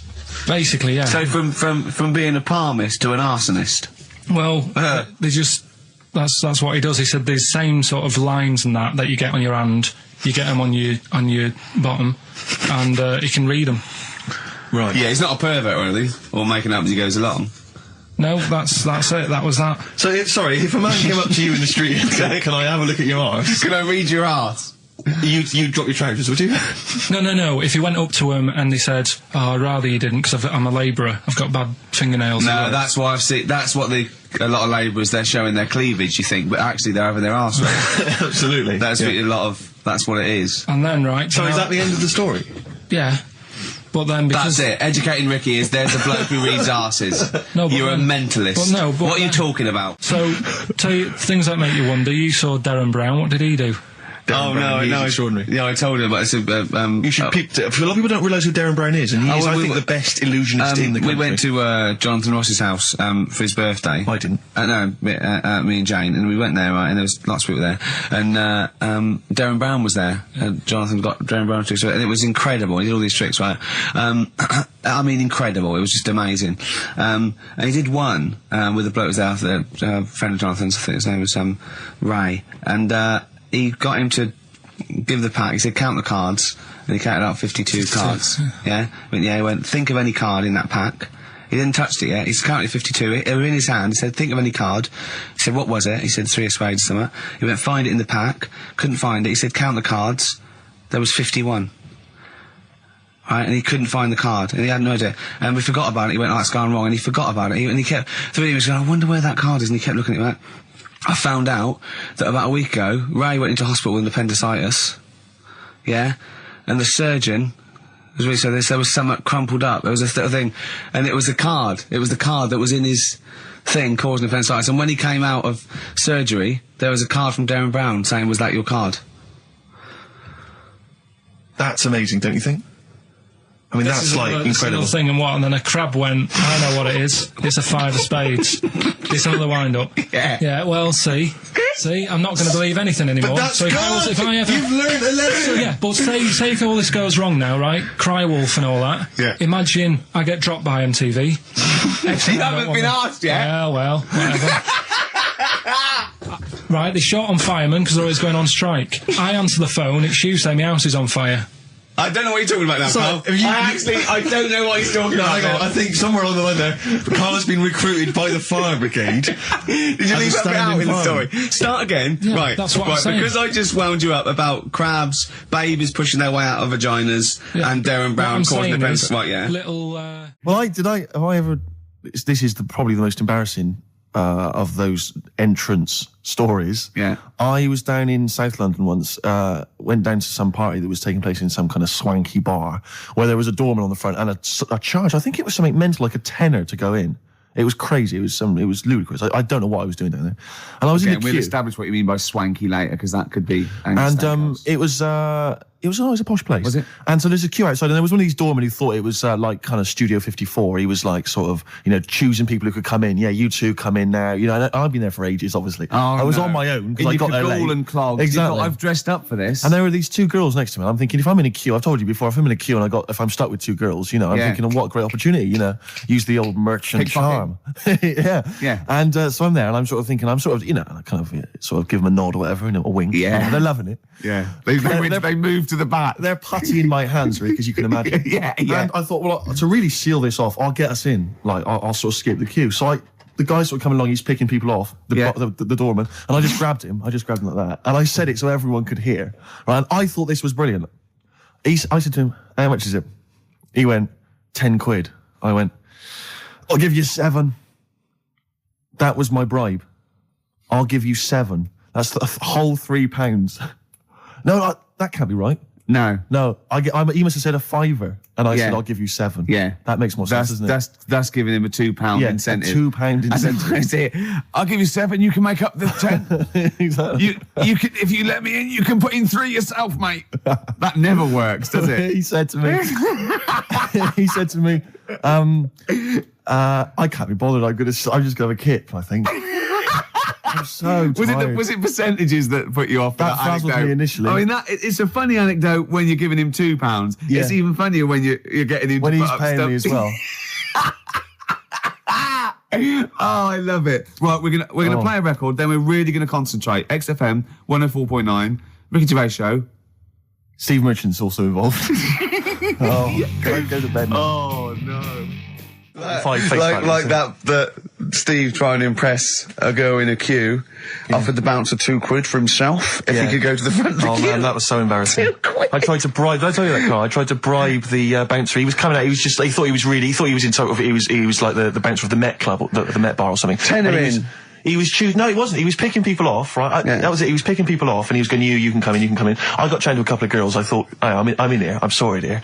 And I thought, I'll act flash. I'll try and bribe my way into the club. The guy was walking past. I cornered him. I went, "Wee, how much is it to go in?" He said, £5. I went, "I'll give you 7." And £2. I thought, because the problem I had was I didn't want to go straight to like a tenner, because if he accepted 7, I didn't want to be down. I didn't want to waste the money. Right, so I thought we could at least haggle. It was the term. Is that frugal? What is the term for that? Thrifty? I know. But I'm resenting this because you are trying to create this this myth that I'm somehow, that I'm somehow cheating my money, or that I'm not a great lover. Do you know what I mean? And that's sort of, I'm like, it's annoying me, frankly. Oh dear. So, Carl, do you think, and maybe Ricky as well, do you think you know much about DJing for, the sort of the wedding party, or maybe someone's 18th? Oh, really? Okay, let me just offer a little hypothesis for you then. All right, the buffet's been served, right? Yeah. People have done some speeches, like it's a wedding do. Yeah. So you've already played some records early on, you've stopped for food, you've just played some light backing music in the background while the food's been served. You want to get the party rocking again, what do you kick off with? It depends. I've already got it down to 2 or 3 records. Okay, I'd like to hear what they are. Well, I've got it down to Earth, Wind and Fire. Right. That'd be great. If there's, depending on, or you want to go a bit more modern, I'd probably start off with sort of Will Smith. Well, careful, Rick. I've got to bear in mind it is a wedding do, so there's people from age 8 to 80. You got to cater to every market. Okay. Carl, what about you? See, this was back in '88, so Kylie. Yeah. Can I tell you what the definitive track is? Go on. Oh, What a Night, Frankie Valli and the Four Seasons. Ding, ding, ding. People don't realise what it is exactly. It's straight away. Ding, ding, ding. Bow, down, down, down, down. I can't actually play it. But, oh, what a night. Late December back in 60. That leads you straight into a 70s medley, and everyone's loving that. I'm thinking Bee Gees. There's going to probably be some kind of ABBA track, Dancing Queen, all going to storm. You're turning your noses up. I can tell you this, that we got bookings endlessly. People are going, you're amazing. I don't know how you do it. I wouldn't have got up. I would have sat there. Well, you might be, because you're one of those grouchy, you're one of those moody teenagers. Oh, I'm not going to dance to this. I'll tell you, the old ladies would have been up. The people with a decent bit of musical taste would be up. No, the Ricky first Gervais person to get up is a fat lady in a dress with bad ankles and a little kid who's got problems and he's in a little DJ. See, the problem with you two is you're not catering to the market. You're trying to be all sort of bohemian and kind of off, teach people about music and stuff. There's no place for Kylie, not at a mobile disco. Far too avant-garde. All right, kick it in. Grease Megamix. Play a record. Come On Eileen. Have you got Come On Eileen? Play that. What are you going to play? Love Shack. Coldplay. Excellent. Yellow. Well, you never It's played the that. excellent single by Coldplay. It's Yellow. Oh, Yellow. That's Yellow by Coldplay. We're talking about embarrassing stories and stuff, and I don't know if I've told this on this radio before. Have I told you, Carl? I'm not sure. But this was when I was working at the BBC. This is not even long ago, and I'd moved to London, and I was fairly new in London. And I was working at the BBC, and I had this BBC hire car, and I've never told it. If there's anyone listening who works for the BBC, I don't know if I can still get in trouble for it. But this BBC hire car, and it was like I'd been ferrying kind of actors and people and production people around all day in this car. And I was driving back, it was quite late, it was about sort of 7 or 8, and I was driving back, and I pulled in to get some petrol to fill up the car every day. And I went into this garage to fill up some petrol, and I was there, and two blokes blokes came in a white van, right? They sort of pulled into the forecourt, and I was filling out the car, and they went, "Hey, do you want to buy a couple of speakers?" And I said, "Yes, I do." Yeah. Because I'll tell you the reason. It was like I was so flattered that they thought I'd be the kind of bloke who would A, need some kind of classy speakers, and B, would like to buy them on the sly. Do you know what I mean? Yeah. I thought, they like the They've fact seen me. They've seen I look a bit of a hustler. Exactly. Yeah. I'm a street sort of guy. You can see by the way I use my walk. Exactly. Yeah. So I couldn't believe my luck. So they drove behind the garage, the little sort of garage bit at the back, and I went round there, sort of casually went round there, sort of locked the car, went round there. They went, open the back. You had these speakers in there. I said, "Are you sure these aren't knocked off, mate?" He went, No. We work for Dixon's. This is the story he spun me. We work for Dixon's, right? And we're delivery men. And if we make a delivery and the person's not there to sign for the goods, then we have to bring them back to the warehouse. But if we can sell them on the way back, then that's really good for Dixon's. Dixon's must love that. And instead of thinking, are you sure some kind of troubleshooter didn't... I mean, did someone go into Dixon's and go, you're not getting in the garage forecourt market? Jones. Exactly. Get a couple of lads in a white van. Exactly. Yeah. So anyway, so I sort of bought this story, and I was a little bit dubious, and I went, right, let me hear them then. And he wired them up to the car stereo, and boom, boom, boom, they're playing. So it was some groovy hip-hop. I was thinking, great, these guys know what I'm into. Yeah. And he's giving me the talk and stuff. And I said, I'm a bit worried these are knocked off. He went, no, listen, we got a bloke at Dixon's who can confirm this is fine, right? Phone him up, use my mobile, right? And quote this reference number, right? So I phone out, and I goes, I go, hi, some guys here in a garage forecourt trying to sell me some speakers. Just wanted to check. He went, it's fine. I went, should I just read the reference number or whatever? He went, if you want. And X14, and I went, yes, fine. Yeah. Okay. You know that was, don't you? That was actually Mr. Dixon himself. Exactly. Yeah. Exactly. So I'm thinking, well, they sound great. They're giving me for a knockdown price. I'd say they were like 400 quid. They were like 200 quid or something. It was a good bargain. I was in the market for some speakers as well. Yeah. So, while they were loading them in... It's all kosher. I phoned Dixon. Exactly. I phoned Dixon. That's fine. Yeah. So while they're loading them in the back of the BBC hire car, right, I'm in there paying for the petrol, right? And the guy who's serving goes, all right. He goes, what were you doing around the back with those blokes? Right? Because obviously there's security cameras filming this whole transaction, right? And he goes, what are you doing around the back? And I went, brilliantly, there's some old mates. Some of my mates were just having a chat and that. He went, oh, right, okay, like giving me obviously the evil eye. So I went back to the van. So I'm in the car now and I'm driving with one of the blokes who's in the van with me because I didn't have the money on me. So I had to go to the cash point to get the cash, right? So I'm driving with him and the other guy's following me in the van and he was like a northerner like you and he's giving it all the, all right, yeah, I tell him my girlfriend's a DJ, she's got some of these speakers, they're fantastic, and he's giving me this. And then my mind starts working. Now that I've got a bit of time to think, I'm thinking, wait a minute, this all sounds a bit dodgy. Yeah. It dawned on me, Rick. You fool, are you? You're streetwise. Exactly. You're streetwise, Steve. Not only that, I was thinking, how am I going to get them home? I've got to drop the car off at the BBC. How am I going to get these huge speakers back to where I live? And how can I pay for them? Because I've just spent £100 on Find the Lady with a couple of blokes in the square. It seemed like a fair game. Some of his friends were winning. But so I explained to him, I said, I can't get them back to Brixton where I was living at the time. He went, don't worry, give us an extra 20 quid, we'll take them home for you. Oh, that's good. Delivery. They do a whole service, you see. And there's also a backup guarantee. Did they have the guarantee, the 3-month guarantee? They didn't. No. But I said, I'm not sure about that. He went, well, why don't you put them in a cab, send them back, and your housemates can collect it? I was like, oh, no, there'd be no one in.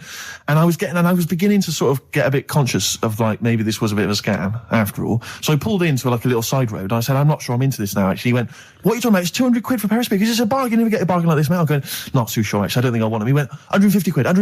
150 quid. I went, no. He said, 100 quid now to you. And I'm thinking, wait a minute, this doesn't sound like the kind of work that Dixon's would be doing. Dixon's don't do that when I go in. This is it.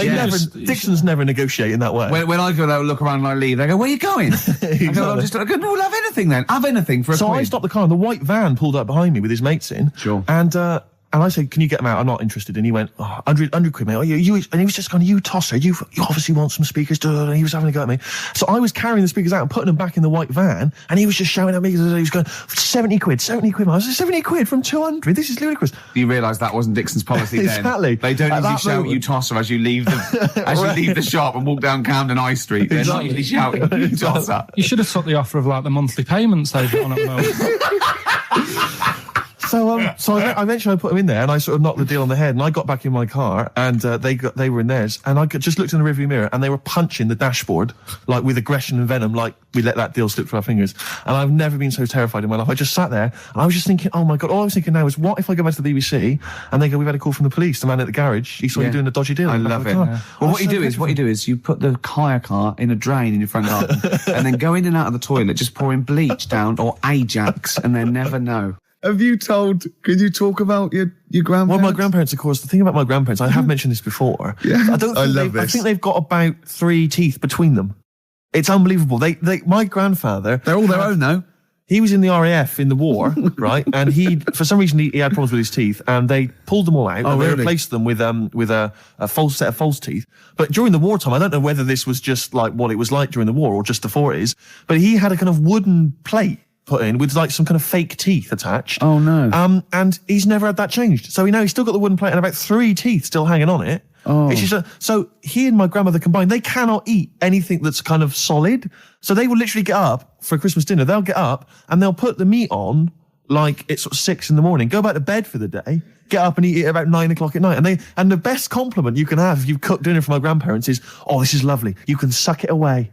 Yeah. Imagine that. Why don't they just liquidize it? Have a nice little roast smoothie. They have done in the past. Really, and a little apple crumble smoothie to follow. If we take them out to eat, like at a restaurant or something, we've got to phone ahead to make sure there's fish on the menu. Really? Because they can only have fish. But then the bones, you see, that's a problem for them. Well, you can take the bones out of fish, can't you, and sort of mash it up? Yeah, but the eyes are going Steve, as well. Could I suggest the fish cake? It's already mashed. It's with the potato. It's in a crispy crumb, which doesn't hurt anyone, whether you got teeth or not. Rick, can I go on? Make a little? Yeah. I just want to make it because obviously not everyone's as fortunate at Christmas, Rick. No. As us. What about the vegetarians? What are they eating? A nut cutlet. What the hell is lovely little nut cutlet? Can't they have like tofu, but in the shape of a turkey? But I love the fact that so often, certainly your Linda McCartney veggie items, they always try to fool you into thinking it's the real thing. Some veggie sausages that they've injected with something so they'll taste like sausages. Yeah. Is it true? Talking about when his dad said that, and then you told me something that I find amazing. Oh, the thing is, it's Christmas. Obviously, I've got to go back to Bristol. I love seeing my family. Well, yeah, I do. But it means I'd see my grandparents, who are, brilliant people. I mean, lovely people, but mental. I mean, utterly mental. And they've taken now there must be sort of 80 a piece, and it is quite an old age, but they're fairly good health, relatively speaking, and they just spend their time in bed. I mean, that's all they do. That's their profession. They've retired to go to bed, and they spend all the time in bed.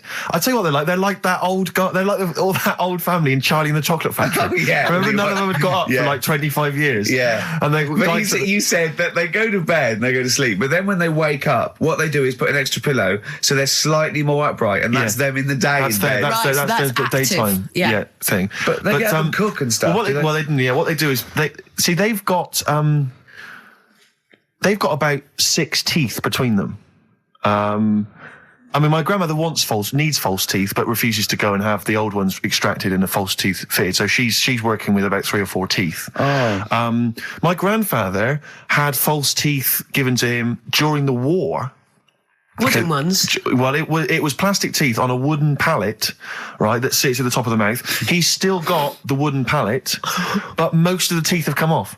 So there's about 4 teeth left, 4 false teeth. He's got a set of false teeth that make him look like he needs false teeth. I mean, that's pretty bizarre. So the problem is that they have to get up. They get up about 7 a.m. to put on, say, some beef or lamb, whichever they're going to cook. They put it on at 6 a.m, 7 a.m, so that by the time they eat it at 6 at night, they can use the phrase, this is what a good meal is for my grandparents, if they can use the phrase, oh, that's lovely, you could suck it away. You could suck it away. Who wants that from a roast dinner? You may as well blend it up and serve it as a broth. I don't want that phrase coming from old people without teeth. No, indeed. Because it must remind you of your rent boy days. Exactly. It brings it all flooding back. Oh, God. Flooding's the word. Exactly. Should we play a record before we get really disgusting about your grandparents and blowjobs? That is the worst thing we've said the word blowjob far too many times today. And in the same sentence as you... I can't believe... Anyway. And it's Christmas. Yeah. Oh, dear. I've said in the past to you, Rick, that my grandparents, so I love them dearly, but it's like for the last 30 years they've been waiting to die. I know. It's like they just sort of, it's like you know, the novelty wore off of life. Life in the 50s. Yeah, they got kind of bored of it. Life, in the 40s, it was brilliant. All sat around the old Joanna's, the bombs fell, singing. They loved that. The 50s, you know, that was great as well, because that was the post-war years. It was, you know, it was a bit tight in the pocket, but it was alright. Everyone pulled together. And then the 60s came along, all the crazy music, the funny hair. Let's stay in bed. Exactly. They basically stayed in bed. And it was one Christmas when my grandmother said to my dad, "What do you like for Christmas? What do you fancy for Christmas?" And this must have been, well, I don't know, 20 years ago. She said, what do you fancy for Christmas, Ron? And he went, well, you know, I could do with a nice big kind of warm winter overcoat. She said, don't worry about that. Don't worry about that, because your father will be dead soon. It's right, you can have his. Meaning my granddad. Well, to be honest with you, my father's still waiting. Which is good news. Good news for my grandfather. Less good news for my dad. He's freezing. He's freezing. He finds out, how is he today? He's fine. Oh, okay. Oh, I'm freezing. It's such a weird mindset, that. I think it's that, to me, is what sums up people from that older generation, the 40s and 50s. And it seems to me that you've got that kind of mindset. It's like you were born in the 30s. And whenever you talk of your childhood, it's like you had like a baked potato to take to school. And a hoop and a stick as a Christmas The other thing is, I think that that sort of generation, it seems that the man is dependent on the woman. There's a total dependence. Oh, absolutely, If she dies, he's done. Yes. He's done for. Just pine away. If he dies, she's got 30 years of pottering. Absolutely, yeah. Do you know what I mean? Yeah, and going to, like, you know, the youth club and the church. I know what you mean, It's sort of like that. It's sad. Of course, it's sad for them, but it's sort of not the end of their life. No, sure. And it sort of is the other way around. I don't know why that is. Yeah. It's terrible. That's a little melancholy thought for. I know. I've really you brought it down. You've brought it down. I've brought it. This isn't a nice show at all. This is terrible. Well, we're going to have people just killing themselves. Yeah. Listen, let me just tell you briefly, this is another example of how people can just exploit you and make fun of you when you're tall. Yeah. I was quite tall. I've always been like about 6'7" for quite a while now. And when I was about 16, I went to a big New Year's celebration in Bristol, where I come from. And everyone kind of congregates in this big sort of part of town, and there's sort of people dancing around, like in Trafalgar Square. And I was there, and somehow I just picked up a balloon somewhere along the line, one of those kind of helium sort of balloons, and I was holding that, sort of dancing around. And these two girls came up to me, and I was thinking, yeah, okay, you know, it's New Year's Eve, brilliant, you know, that's my kind of party. Yeah. And they came up, they went, hey. Once a year. And they said, you going to be here for long? And I went, well, maybe. And they said, it's just that we've arranged to meet back at you in about an hour. I went, what do you mean? I went, well, it's just because we can see you wherever you are. Don't worry, you can move around and stuff. We'll see you with the balloon. Just arranged to meet some friends. I love that. A landmark. So, like, pilots use that. Oh, we're just coming in. There's when we see Steve Merchant, we'll be descending to Bristol Temple Mead. What's really funny is New Year's Eve, Trafalgar Square, you got a huge column, but they use Steve as like the meeting point. Steve's got a huge column. Brilliant, Rick. Well done. Award-winning comedy from Ricky Gervais. Weren't you in a car park once? Oh, no. It was New Year. And we were all gathering up. You know, like in Trafalgar Square at New Year, everyone gathers and they have a big kind of party and stuff. Well, in Bristol, they do something very similar on a smaller scale. And I was there one New Year, I was with my friends, and I for some reason I picked up a balloon during the evening. You know, I don't know where I got it from, but I was holding this balloon, and these girls came up to me, and I thought, yeah, nice, you know, maybe a little New Year kiss. They came up, they said, hey, are you going to be here for a while? And I said, well, yeah, I probably will. They said, it's just that we've arranged to meet back at you at midnight. What do you mean? Because I was so tall and had a balloon, I was towering above everyone else. I said, what? I said, we're going to meet back at you at midnight. They said, don't worry, you can go about your business because we can see you wherever you are. This is where Nelson's column is. No. No, this is in Bristol. Oh, right, okay, yeah. And so I'm sort of wandering around, and then at midnight these two girls turn up again, and some of these lads come and meet them, and they're sort of laughing and joking. I'm thinking, they're probably going to invite me back to a party. I watched them get in a cab. They went off. They had a wild night. But then I did have a balloon, so it was a great New Year for me. I did have a balloon. Oh. You were going to tell us a little story about just a Volvo past my test. Yeah. My parents had a big Volvo estate, and there's quite a big car to drive. My parents didn't have a car. But I know you don't drive cars, Rick, but it's got a big car to drive if you've just passed your test. It's safe though, isn't it? It is very safe, that was the thing. Yeah. And I come from the West Country, obviously. There's quite a lot of windy lanes. No, you're joking, do you? They have cars there. Oh, here he comes. Blimey, Carl. Learned on a tractor, automatic it was. Do you want me to tell it or not? Oh! Don't give up the accent! Oh no, I'm not a Wurzel, go on. Oh. Go on. So I went to this You party. have a go at him being from the north. Not when he's telling an anecdote. He's never told an anecdote. Oh yeah, fair point. Yeah, go on. So I went to a party and I was quite excited because I had the car, the motor, and there was a chick heading down to the party that I was like, I had my eye on. And I thought, now I've got a car and going to the party, it's going to be amazing, right? And various friends had said, like, can we get a lift? I thought, yeah, groovy. Yeah, I'll pick up the chick as well, who's a friend of a friend. Yeah. So cruising down to the party in the motor, the Volvo estate, and there's nothing sexier than that. Slipping a little bit of Billy Joel on the stereo or whatever. Something classy. Exactly. And maybe it was Billy Ocean. I think maybe it was quite a Billy. Maybe it was thing. Get Out of My Dreams, Get Into My Car. Ideally. Yeah. So I get to the party, and inevitably it was one of those house parties where the chick that I had my eye on, she kind of was chatting to other guys, and she wasn't really paying attention to me, and I was sort of... Trying hard to get, was she again?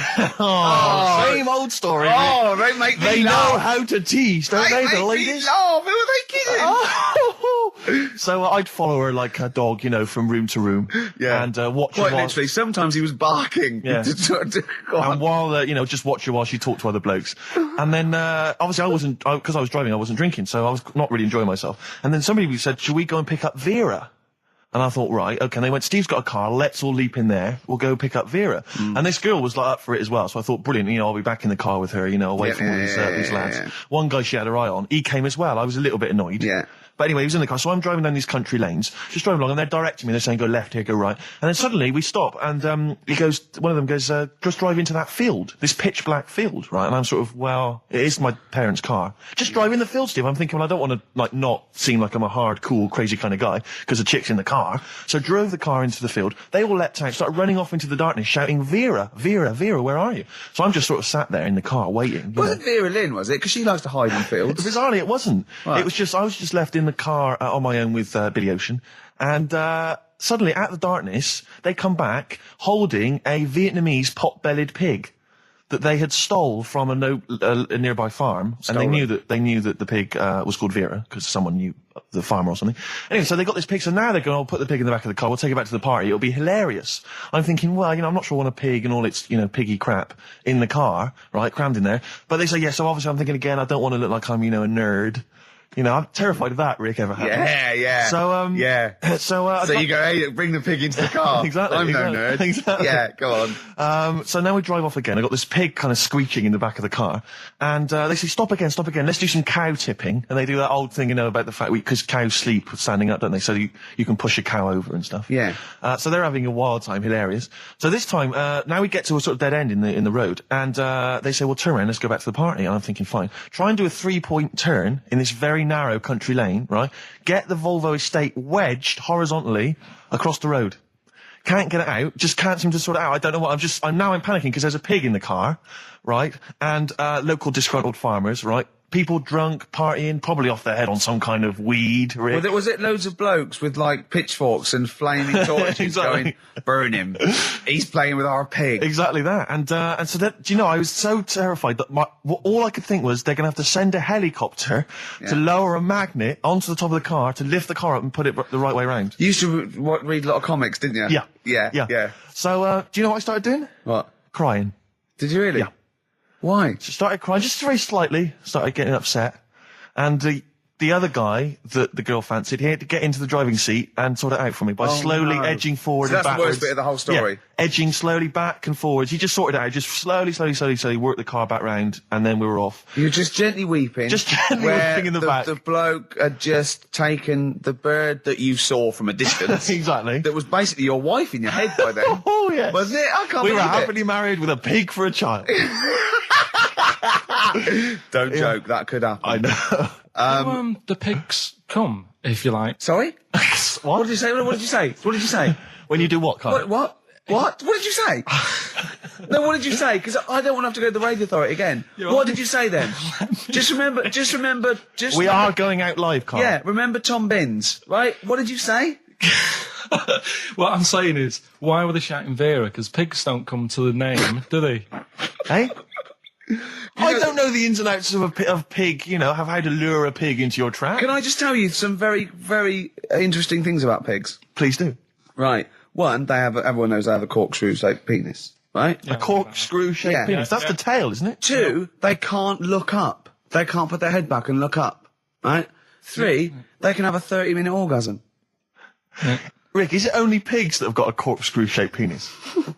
No, and landlords. Okay. Very handy. Right. No, but you agree with me on that. People who just I can't stand noisy eaters. People who go No, like that, I do agree with that. and people eating crisps. As I said before, people eating crisps in cinemas. Well, anyone who's making noise in the cinema, it's an I know. absolute Are crime. they must be mental. They've gone to see a film. There's people they don't know there. Everyone's paid £8, And they're crunching away. Oh, leaving their phones on. I was in the cinema. There was a 16-year-old girl. Took a phone call in the cinema. The film was running. She went, "Hi, yeah, I'm in the cinema." Started having a conversation on the phone. I was thinking, how important is this call that you've got to receive? Oh, it's Tokyo ringing. Mr. Yakamoto's there. The deal's going through. It's Saturday afternoon. You should be up there hairdressed. I was in the cinema. Oh, by the way, Mr. Yakamoto's coming round tonight, and we can't use my pad, so you've got to make him a meal. Yes. Don't you and your wife mug things up for me? But I was in the cinema. It's not long ago, and I went to see that. It was, I think I was off to see that film, Crouching Tiger, Hidden Dragon, or whatever it's called. You know, Well, they could be on the phone for that because there's subtitles, so it's not going to ruin it, is it? Yeah, it wasn't her. I was sat next to another woman. She was crunching, a big fat woman. No, but he's got a good point there. Loads of people could be on the phone in there and it wouldn't sort of niggle you. Fine. Well, at least we've cleared that. Imagine if that was true. No, because, well, it's like when you go on the tube and read a paper. There's loads of noise, but you can still concentrate, can't you? He's got you. Do you know what That's I mean? such a great point, isn't it? Right, yeah, because it's so easy to lose yourself in that magic realism world, you know, with all the sound effects and music and surging, exciting noise, and there's a woman clattering on going, "Yeah, well, I'll probably meet you later, Stange. Should we get some Diamond White in and around by the park?" Yeah. Switch off. I do it. Yeah, but we know what you're like. Yeah, you can switch off, Carl. It's like you can turn your ears off.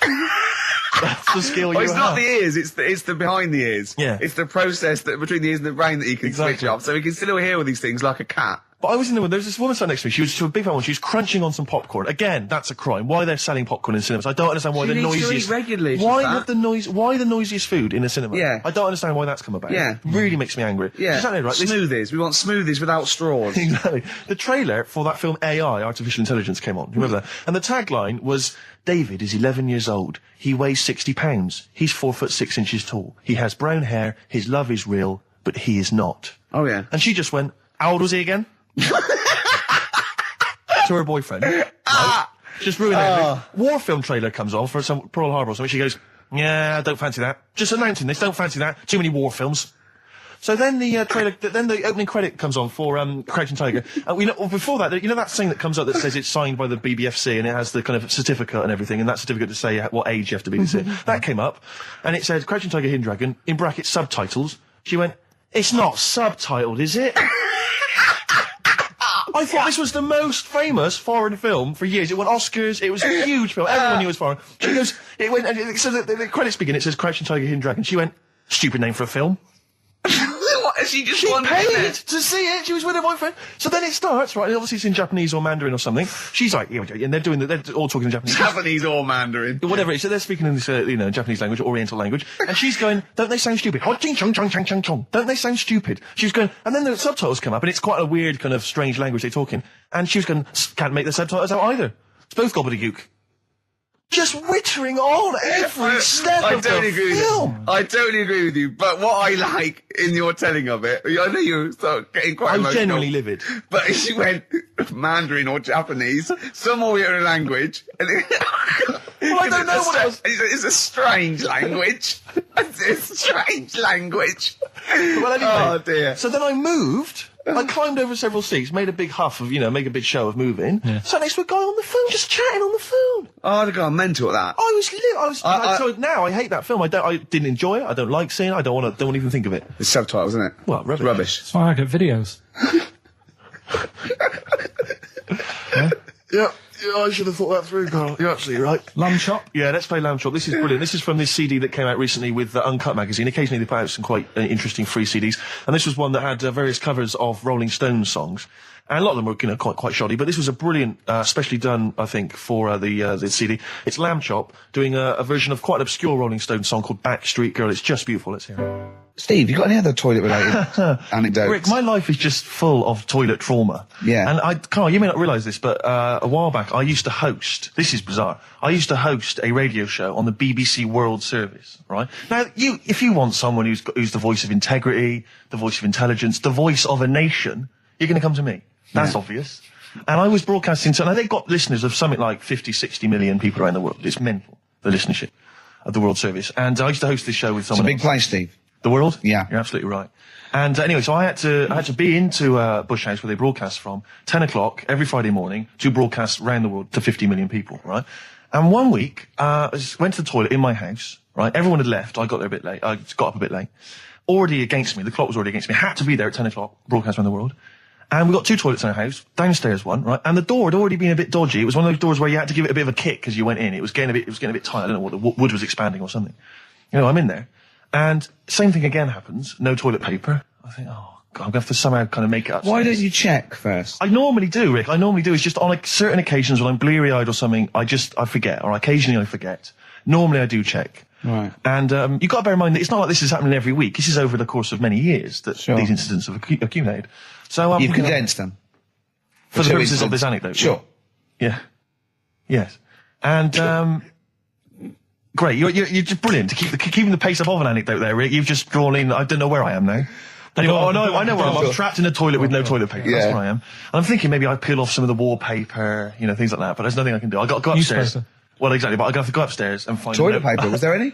There wasn't. There wasn't. Oh. I'm going to have to go upstairs and maybe find a notepad or something like that. Oh. And so I try the door. Right, the door's wedged. I'm pulling on the door and I can't get the door open. It's just like it won't come open. And it's already. And I knew it was going to come to this at some point. Like this is like the clock's ticking. I'm trying to pull the door open. Trousers around my ankles again. And I'm thinking, well, what I could do is I could open the window, I suppose, and like try and climb out. But not really, because I got the trousers around the ankles. And that's or if it was raining, just stick your ass out. 2 birds with one stone. Sadly, it was a beautiful day, Rich. I call it the World B Day. And so what I'm thinking is, well, I got my mobile phone in there, luckily, because it's in my pocket. I'm thinking, well, maybe I could phone, I would seriously... Kleenex. Maybe I'll phone the fire brigade. By this point, I mean, it just dried. No, it hadn't. It was... Hold on. Was that little puppy not around? Because sometimes you can call that, it's got a little bit wrapped round it. Listen. Or just use the puppy itself. There's 50 million people around the world going to hear my voice in 30 minutes. Exactly. And where's Steve? He's not locked in a toilet again, is he? Exactly. Oh, no. So I'm thinking about phoning the fire brigade, and I'm thinking, like, if I do that, it's going to be the first call that goes straight on the speakerphone. Yeah. For like the entire fire brigade service everywhere. With a butch hero carrying you down over his shoulders with your trousers around your ankles. Exactly. Can I just not pull him up? No. You've got to be taught a lesson. Yeah. But I imagine the idea of phoning up and going, hello there, I'm trapped in a room in my house. Oh yeah, which one is it? Oh, I don't need to know. It's quite small. Is it? Yeah. It's not the toilet, is it? Because we don't want to come and rescue someone who's trapped in the toilet. Which service do you require? Paper? So I think I can't phone the fire brigade, the clock's ticking. So then I think one of my housemates is still in the house, but still asleep. So I phone the house number. Right, phone rings and rings and rings for ages. And eventually he answers the phone, right? Gets out of bed, answers the phone, yeah. Hi, it's Steve. All right, what's wrong? What are you doing? What are you doing? Yeah. All right, yeah. Oh, I didn't wake up now. What are you doing? Just in the toilet. Just downstairs in the toilet. Oh, yeah, what are you doing? Well, I've finished what I'm... Have you got any toilet paper? Any bog roll? Yeah. So he had to, kind of scrape together a few bits of paper, you know, and sort of tinfoil or whatever he could find in the house. A cactus. Come down oh, no. Pass it underneath the door. Right? And then I said, can you move away from the door because I don't want you to hear me as I'm, you know, wiping the... And so he didn't say that? Yeah, well, I didn't want him to, you know, that's embarrassing. Sorry, that's embarrassing. What were you wiping it with? Not tumbleweed. What do you mean? What noise? I know what you mean. Yeah. No, exactly. Right. So then I say, right, can you smash... Why was he hovering? Why didn't he want to walk away? Will you keep your... What was it? Outside with a glass to his ear? Yeah. Thankfully, there was a window in the door, but it was frosted glass. You could just see my semi-naked body moving around. And so eventually I said to him, look, listen, I'm going to need you to sort of kick the door in. He said, well, I don't want to kick the door in because you're going to have to pay for it, aren't we? I go, yeah, but I got to go to the World Service. Well, yeah. And he was a lovely man. He's the weakest man you've ever come across. It's like if there's one person you don't want to have to throw their body weight against the door, it's him. He's like he'll snap before the door will. So he's smashing against the door. This sounds like a fetish to me, though. He went in there and there you were naked with lots of toilet paper. And you go, oh, you've broken the door down and there I am naked. Again. Oh, you've rumbled me, Rick. I wish I'd not told that embarrassing story on the radio. Like it wasn't embarrassing enough, you've just got to make it slightly more seedy. Oh, so did he get it down? He did it, yeah, and I got to the World Service with like minutes to spare. Oh. And interestingly, I told that story to 50 million people around the world. You're joking. Yeah. Did they understand? I think so. I mean, is that a bit of a problem when you're on the wheel service, like thinking of things that everyone can understand? Yes. Because you can't. It's a bit like when talk talking to you, Carl. Yeah, exactly, Carl. I think you're on thin ice there, worrying about people understanding what you're saying. No, but you can't talk about stuff that's on the telly and that, because some people will say, "Oh, we haven't even got a telly here." Oh, yeah, you're listening to XFM 104.9. Yeah. So let's carry on. Let's continue. Well, absolutely. Well, obviously, Carl was out with me last night, and he saw that I'm, he knows I'm a ladies' man, and that was obvious. Carl, you could see the vibe around me, couldn't you? When the chicks were talking to me, and just remembered recently, actually, I was on a train coming back from hometown Bristol, and I was on the train, and this girl walks on, good-looking girl. I thought, hey, a largely empty carriage. I'm thinking, my luck's in, because I take every opportunity, Carl. That's the thing about me, I don't choose. She was a good-looking girl. She sat down. I thought she sat down right near me. I thought, brilliant. As this guy comes up behind her and says, I think it's probably a boyfriend or something, sits down next to her.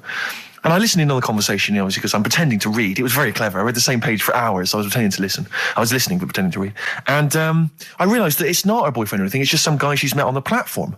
And I'm thinking, brilliant, if she's the kind of girl who's just going to start talking to someone, on a platform, on a train, brilliant, I'm going to be in here. Because he was only going one stop. So I'm thinking, what's the worst that can happen? He'll nick off, I'll get chatting to her, and who knows, I could join the...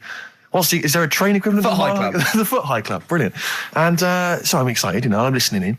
And it turns out that they're both kind of graduates who've just finished university, or they're coming to their finals or something. And they're chatting away, and he's making a couple of witticisms, and she's kind of tittering at his jokes. I'm thinking, well, I'll tell you this, if she's laughing at this kind of material, I am going to blow her away, with my kind of anecdotes and wry observations, It was weak stuff, I got to be honest. Really? He was coming out with nothing. He was running on empty, as far as I'm concerned. Yeah. And she was loving it. So I'm thinking, brilliant, I'm going to be right in here.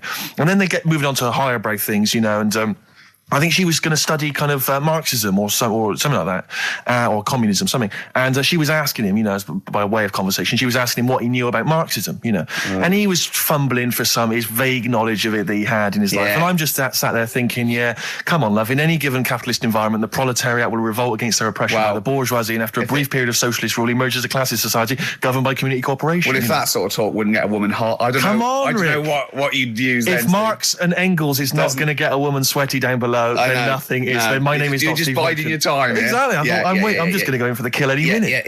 Yeah. So anyway, it comes to his stop. Right, he gets up. I'm thinking this is a piece of cake, and he gets off and off he goes. He walks off, and I'm thinking brilliant. And I thought, I'll wait. I'll wait till the train's pulled away. I'm not going to leap in straight away. No. And he comes back along the carriage, and I'm thinking, hang on a minute. He goes, listen, do you mind if I give you my email address? Oh. Right, and if you want to get in touch, email me. I'm thinking, come on, you loser, get off now. Save your face, please, before it's too embarrassing. She accepts the email address because she obviously doesn't want to hurt his feelings, whatever. I'm thinking, fair enough. She's a good woman. I'm liking her. I'm loving her. I'm thinking, that's my kind of girl. So anyway, he gets off. I'm sat there, the train pulls away. I'm thinking, I'll wait a few minutes, I'll just, give it some time. Her phone rings. It's her friend on the phone. And she starts saying it, and I was listening in, and she was going, just met a guy on the train. I'm thinking, that's true enough. She goes, he was a good-looking guy. I thought, you're having a laugh, love. To be honest. Because I was looking at him, and she said to her friend, he looks a bit like tennis player Boris Becker. I thought, you should be so lucky, frankly, because I saw him. He had awful facial hair, if that's what makes him look like Boris Becker. Terrible little goatee beard. It was laughable. I thought, I don't know. And then she goes the thing, and she's like, I met him, we got chatting and stuff, and she was going, it's not often that you meet someone, generally in life, who's, kind of thoughtful and intelligent and funny. I thought to myself, I'm not even going to waste my time with you, love. Frankly, if that's what you thought of him. You just walked away. And I'll be honest with you, I didn't even bother talking to her. No, I didn't even waste my time with her. If she thinks that bloke is not only great looking, but funny and intelligent, and she got on well, and he was polite, and it was a chance meeting, and he thought, and she thought that you were like a freaky looking dork who didn't even have the nerve to speak. That is what she thinks, then I don't want to know her.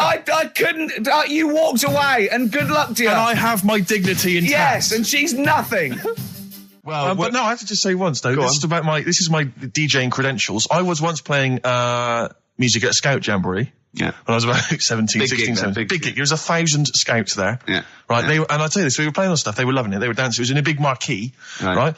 I slapped on Smells Like Teen Spirit. Yeah. Right. They went mad. They went mad for it. They were moshing. They were climbing up the poles. The organisers were going, switch that off. Right. They're going crazy. And I was there going, no, that's what they like. I'm going to do it. And it was like Footloose. It was unbelievable. It was just like Footloose. Then I came in with Rage Against the Machine, Killing in the Name of. The place went wild. Yeah. And they were trying to get me off the decks. It was like Bill Grundy interviewing the Sex Pistols. And then when the head of everybody had you killed, Exactly. like there was some sort of mafia thing, and it was all hushed up. That the scouts went there one night with all candles, and they stood by a grave, and that was the end of the film. It was a film, I assume.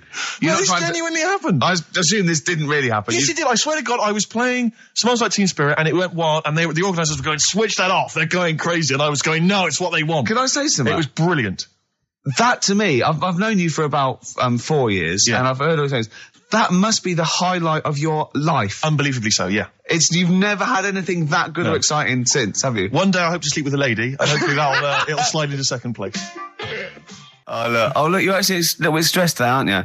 Because you had to drink last night, didn't you? I had a couple of drinks. Yeah. I was down at Steve's night. He was doing a bit of DJ. Yeah. Went down a storm. And that's why you're all grumpy. What? Do you hear what he just said? What? I was DJing last night, obviously that XFM evening. Yeah. Hour and a half. My friend and I split the time on the decks. Yeah. What was the word you just used? He went down a storm. We went down a storm. Right, 3 girls, I was walking to the toilets during my set. 3 girls went, you are a genius.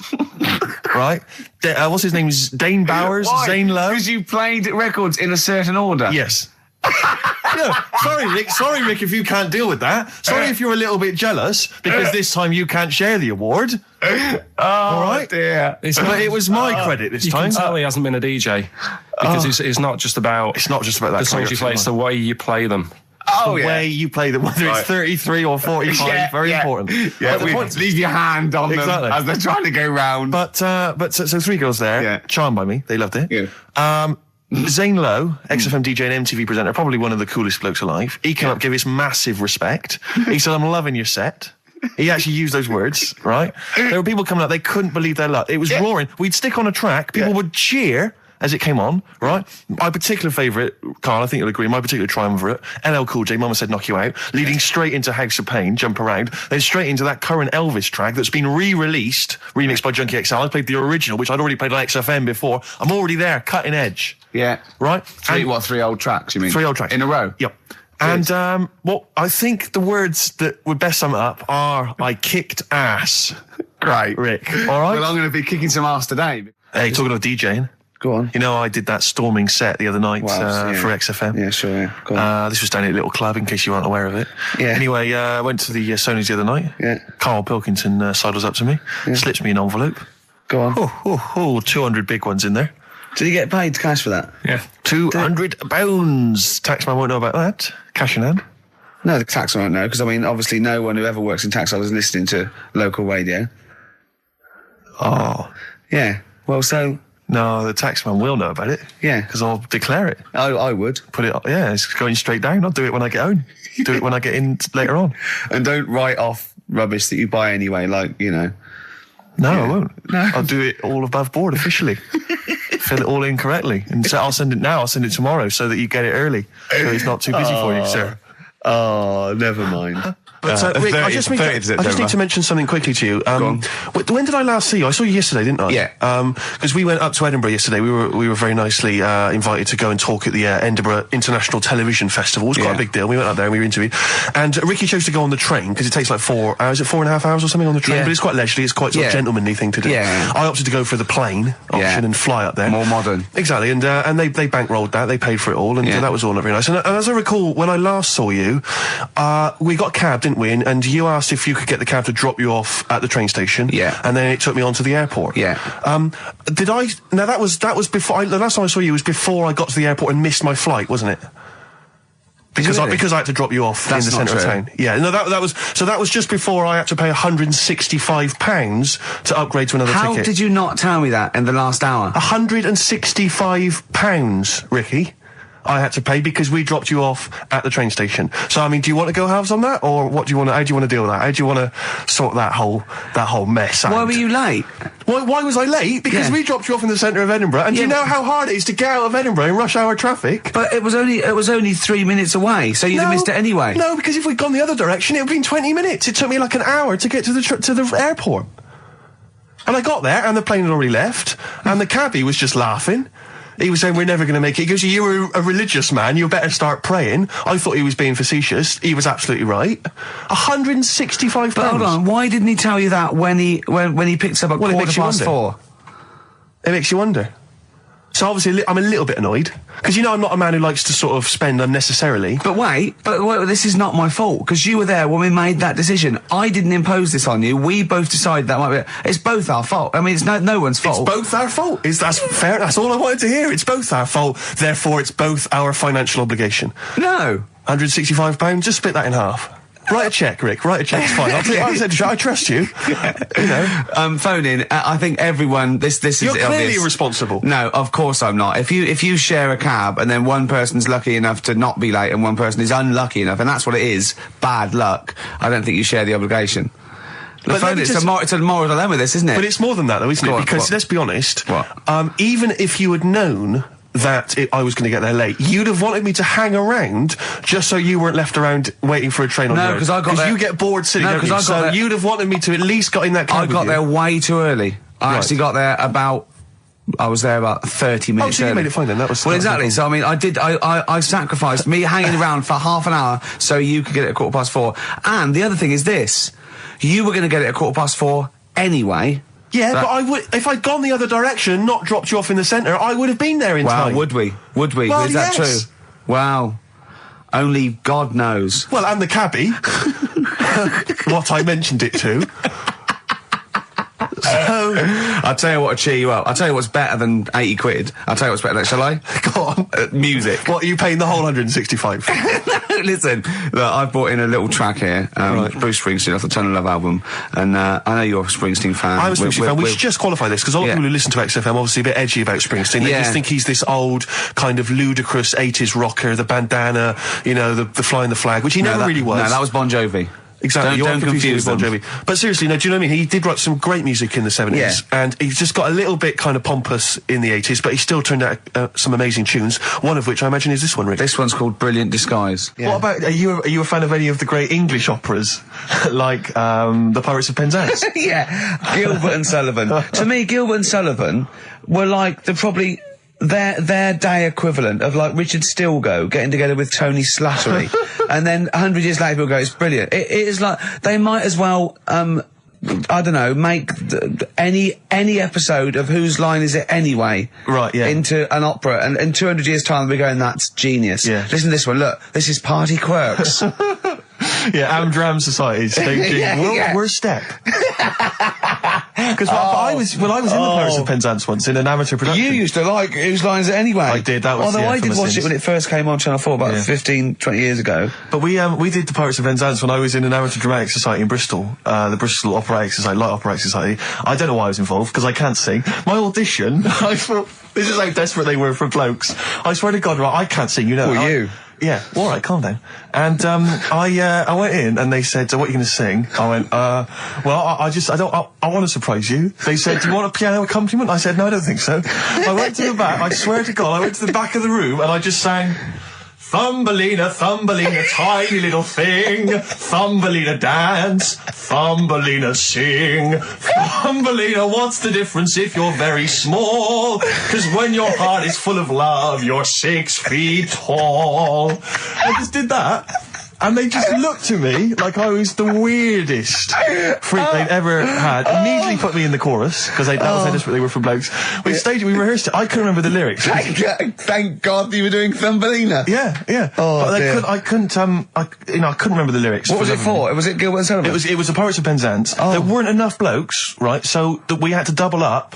So some of the pirates had to double up as the policemen who were chasing the pirates. A little bit problematic in the scene when the policemen and the pirates have a fight. That was a little bit tricky. And the worst things, there's this sequence where like the daughters of the Major General all kind of like, oh beautiful, something like, you know, oh beautiful little girls are we, la la la la la la la. And the women they must have all been over 40. I mean, real kind of toothless crones creeping around in their 90s. Is it the sort of women that buy one of those sort of porcelain dolls from the TV and go, look, I've had a baby. It's not a real baby. It is a real baby. I'm going to stab you. Yeah. One of those. Exactly. It's the sort of women that you'd see maybe on TV HGTV's Bargain Hunt. You know, the kind of contestants you get on there. Those are women who sort of, they're in Amdram and they think they've clung on to their looks, but they have never made it in the guy who was playing there's a guy who's supposed to be an 18-year-old prince, an 18-year-old pirate, the Pirate King. He must have been 40 years a day. He also directed the show, though, so he got to prance around in these thigh-high boots. Ludicrous. It was so embarrassing. It was shameful, really. I'd love to go to Amdram. Amdram is a whole other world. It's such an incredible place. Because there's so much backbiting and envy and... Really? Oh, it's incredible. It's worse than the real world of theatre and TV. It's unbelievable. Because the same old people get to do it every year because they can hold a note. Can we go along? You would absolutely adore it, Gervais. It is film it, a secret camera. blinding. Oh. Did I ever tell you about the time that my father, when I was younger, we went on holiday, my dad he bought a little boat. Little sort of wooden boat, make a 3-seater, and he and a friend of his went out with me in the boat. I was maybe 12 or 13. Went out and we sort of went, I think we were we had the little motor, outboard motor, chugging out. We just thought, we thought this was real seafaring stuff. Brilliant.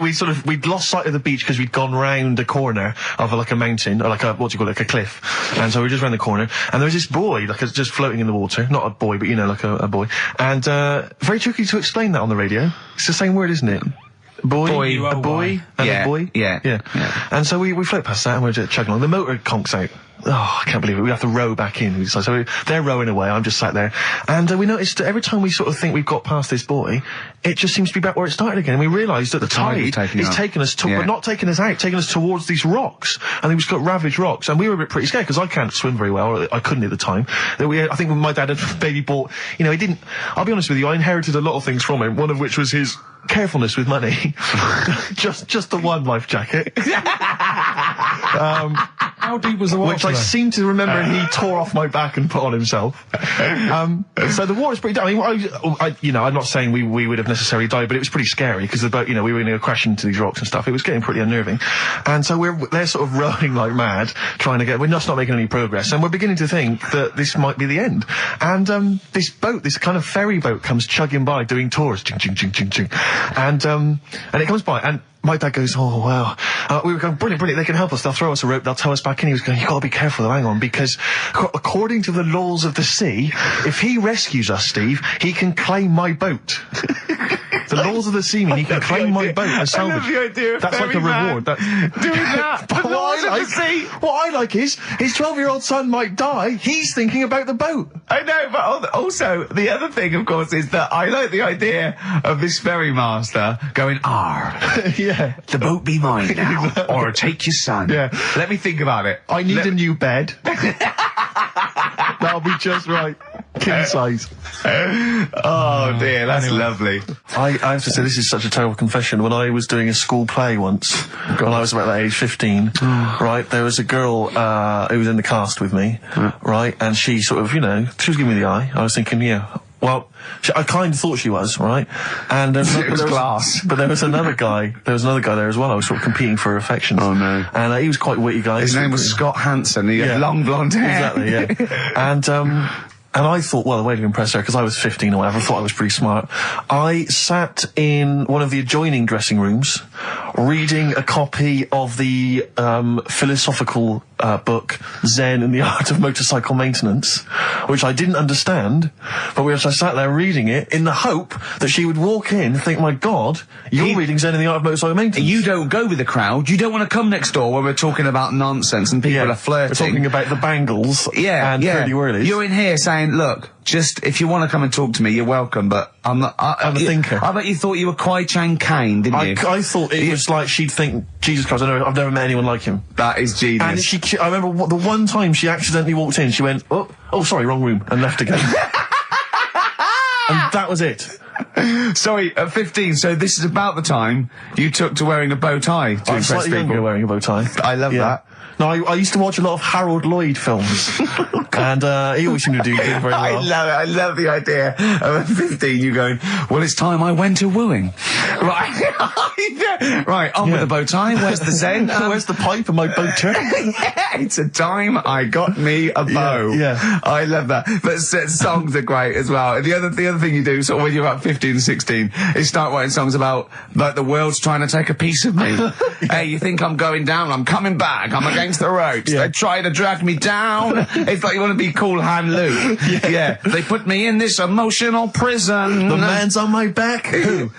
They try and take a piece of me. Who do? Well, You're 14. Parents and that, don't they? You're really Sometimes. comprehensive. The teachers, yeah. I absolutely love it. I still remember a poem. I'll not say his name. We're about 14, 15, and we had to write a poem, and obviously everyone's was pretty rubbish, but we mercilessly took the piss out of this bloke because I still remember the poem, and how he did it is he went through a dictionary and found things with that, and this is a poem, right? Okay, remember? I've remembered this for 25 years, right? The reason why I had to die. Did I bleed the blood of greed? What was my destiny? And when we hear this, we were laughing. I mean, for a year, we would go, what was my destiny? It was just great. I hear it again, I enjoyed the reason why I had to die. Did I bleed the blood of greed? What was my destiny? That's almost as catchy as Monkey News. Oh, God! Oh! I've got some monkey news for you. Let's play a record and come back, and I've got some great monkey news for you, Carl. But, because when I was younger, I remember being outside a post office once when I was about 10 or 12 and finding a purse and thinking, oh, that's nice. Yeah. And opening it up, there was some money in there and a pension book, and so it was obviously an old lady. I found an address, I sent it to her, and my mum said, you know, you've been so good there, you'll probably get a little reward. She'll probably send you a little reward. Nothing. I got maybe a thank you note, but no cash, no moolah, nothing. Really? And I was livid, because I'd been told that I was going to get a reward. I thought I've been a good Samaritan, nothing. So, many moons later, when I was at university, I learnt from that, and this is the most bizarre thing. This explains a lot, doesn't it, Carl? This is like the Mary Celeste. I went to a cash point to I thought, I can't get my card in here. And I realised there was already somebody's card in the machine. They put the code in, but then they just disappeared. They'd been kidnapped or something. So it was just there, waiting, sitting. It said, what do you want to do? And it gave you a number of options. I thought, interesting. Steal or go to heaven? Yeah, exactly. You went, oh dear. Yeah. Well, I pressed balance just to check what their bank balance was. Unbelievable. It was a considerable sum of money. I'm not going to lie to you. It was not typical student debt. It was like, I think they were a foreign student. There was a lot of cash in there, a lot of money. Did you feel a slight bulge in your trousers when you saw the amount of money? I couldn't believe my luck. I thought to myself, now then, I could just take that card out and hand it in, or I could teach them a small lesson. Right. And maybe give myself a reward, because last time I did that, I didn't get a reward. So if I give myself £30, then I'll take the card out. 30? Give myself 30. Yeah. You didn't really? Well, I thought that's a good reward. And I went in, I handed the card in, I took that. Steve, and that's a little reward for me. And I'll tell you this, don't think it's evil, because I went in and I bought everyone a drink. Well, brilliant. Yeah, I didn't tell them I got the money free. Well done. Excellent.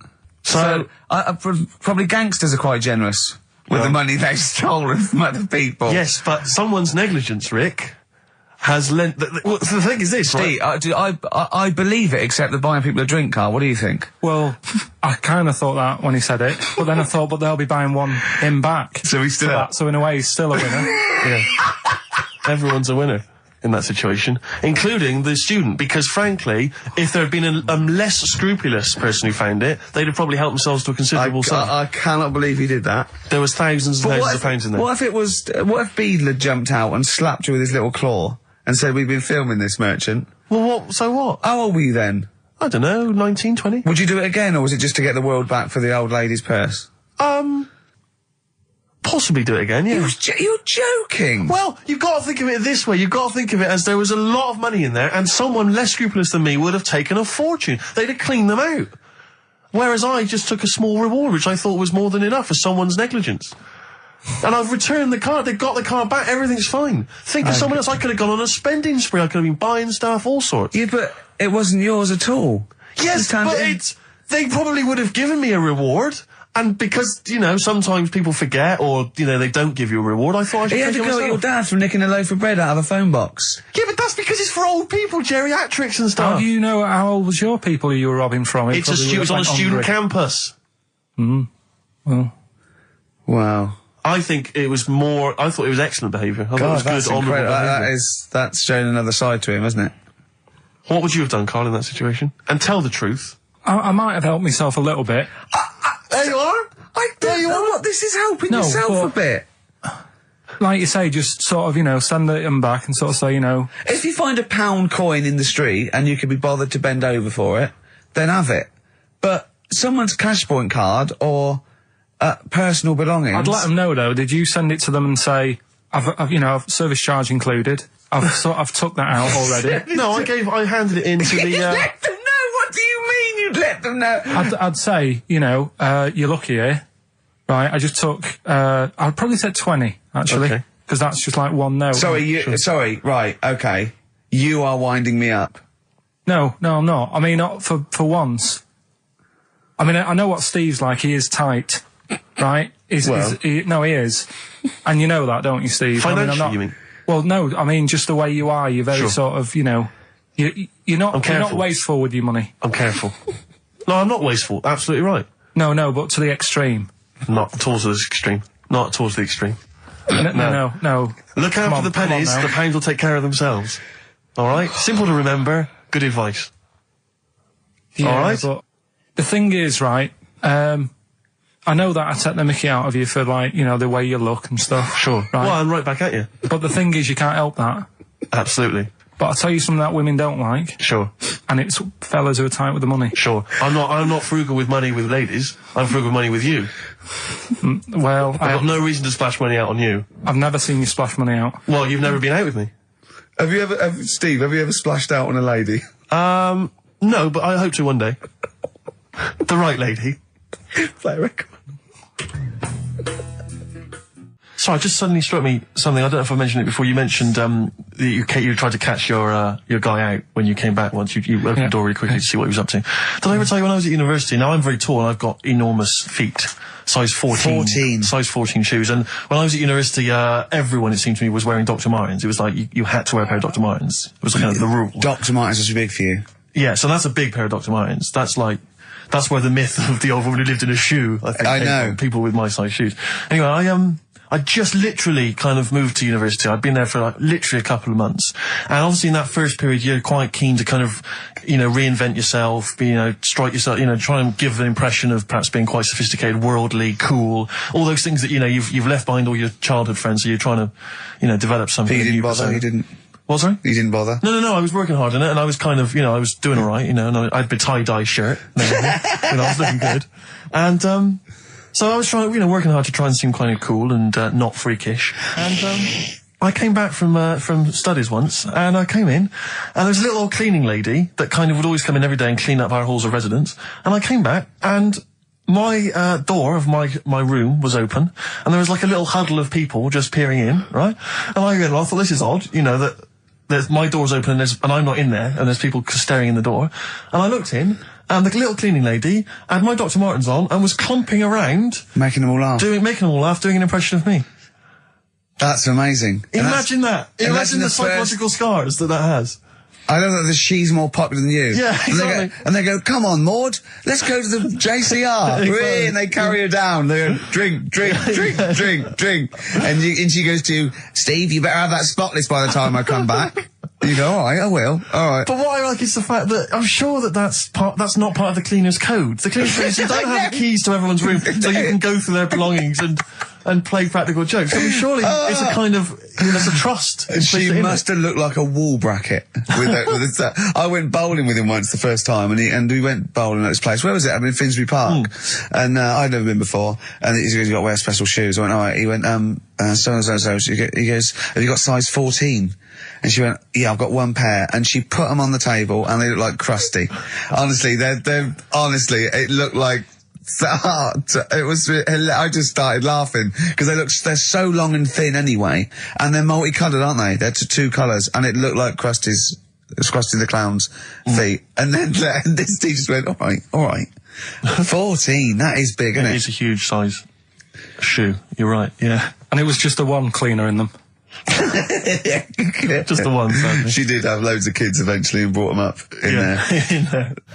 You were talking about renting an office. I'm a little bit intimidated because I'm just at the moment thinking about trying to buy a flat or something, because I'm just tired of pissing money down the drain every month. I know, yeah. And But I'm really petrified. I've put it off because I'm really gullible. When I'm confronted with anyone in a suit who sort of knows what they're talking about, they can sell me anything. I'm intimidated. It's like, you know, you're supposed to go in there and you're supposed to sort of act like you're the guy with the money. This is what I want. This is what no. But I go in there and it's like I'm afraid they're going to say, clear off. I don't want to sell you a house. I'm not really interested. Have you ever thought of like really putting on sort of like some sort of cool air? Like, sort of like kicking the door and going, what's that, Oak? Is it like, you'd be found out in 30 seconds, wouldn't you? Exactly. You'd go in there, you'd stub your toe, and they go, what do you give? I can't put my toe, I've got my toe. Exactly, yeah. Brilliant. Just tapping the walls. Yeah, tapping the wall. What's the rates? What rates?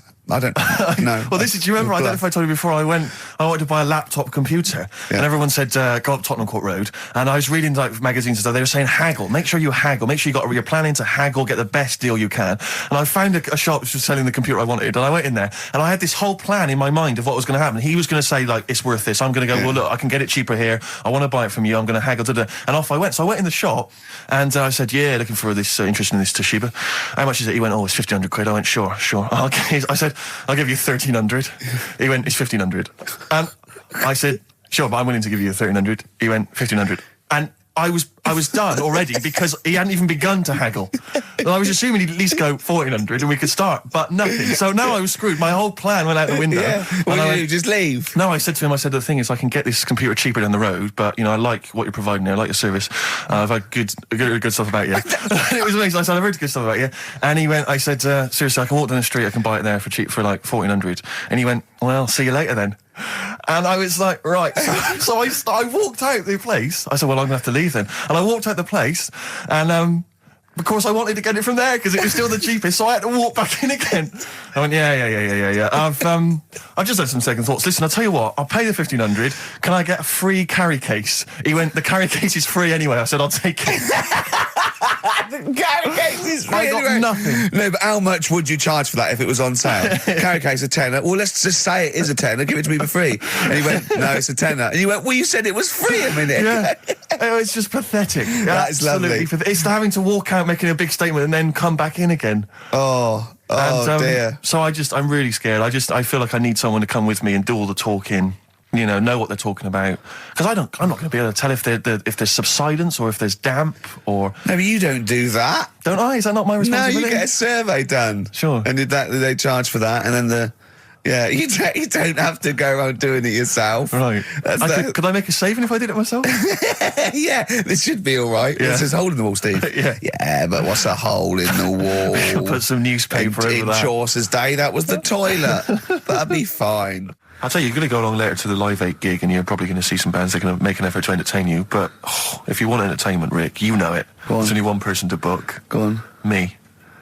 If you perhaps something to do, because I'm obviously a top DJ on the radio, but where I really come into my own is DJing in any kind of club environment. Well, you told me you were DJing, I didn't go to it, DJing at a party, and you said the place was rocking. The place was roaring. And I loved it. Carl just said he was there and they weren't. Well, that's nonsense, Carl, because you know very well that when I'd put on a tune, they'd cheer. Yeah, but it was late on in the night. They would have done that, whatever you put on. That's nonsense. No, they were happy and everything. I'm not saying they weren't having a good time. It was your party. It was all right, but they weren't going mental like you're sort of making up. They were definitely going mental. When I put on the Proclaimers, they could not believe their luck. They would have walked 1,000 miles.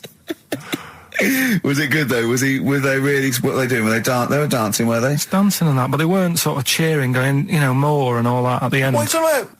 Take On Me came on, the big cheer went up. Oh, I don't know who to believe. I've been there, done it, Steve. I've been the DJ as well. It might be jealousy. It might be like professional jealousy there. Yeah. I think it's because my fortunes are on the up and these are on the down. We all know famously that he had Pilk making music, his DJ outfit. Didn't happen. I did enough. I just wanted to do enough to pay for the equipment, and I did. And that was that. But I don't like crowds, do I? But you're safe, aren't you? You're behind the little thing with the flashing lights. But there's still a lot of people and that. Forced fun. Don't like that. Forced fun? It's not forced fun. They haven't got to dance if they don't want to dance. Yeah. Don't like it. What do you mean you're forced into on the up anyway, DJ? Well, I'll tell you, I was hired. Well, I say hired. I did it as a favour to a friend.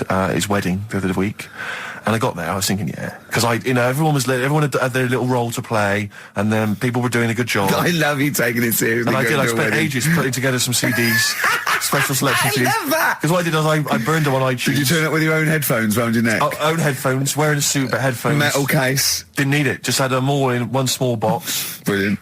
Boom. I thought this is good stuff. I got some classics here. Give me an example. Give me an example of that, like the first hour, the warm-up hour.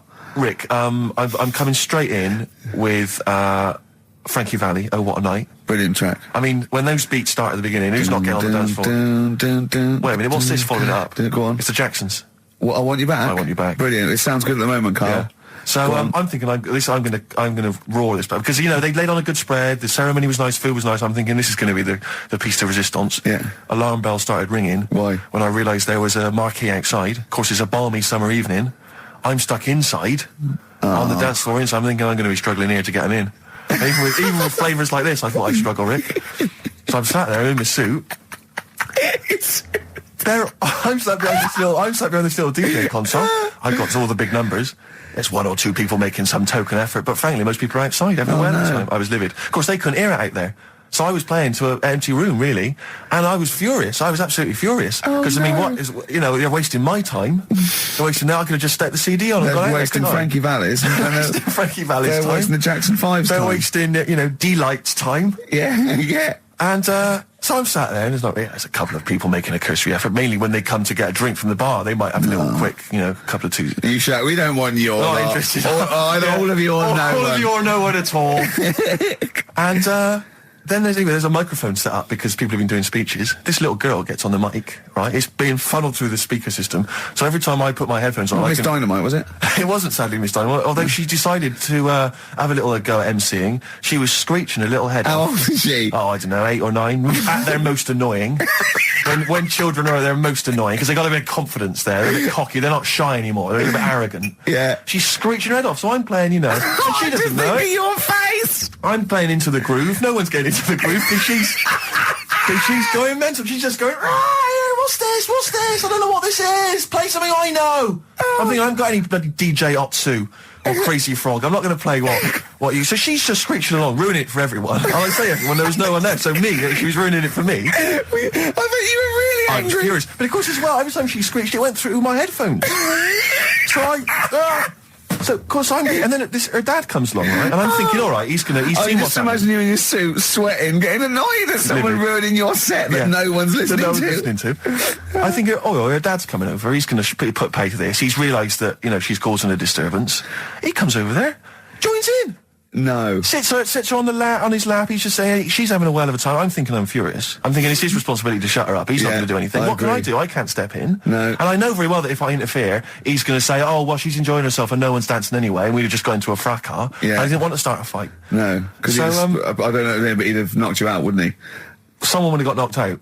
And I'm not saying who it would have been, but, but to bear in mind, Rick, there would have been 2 of them.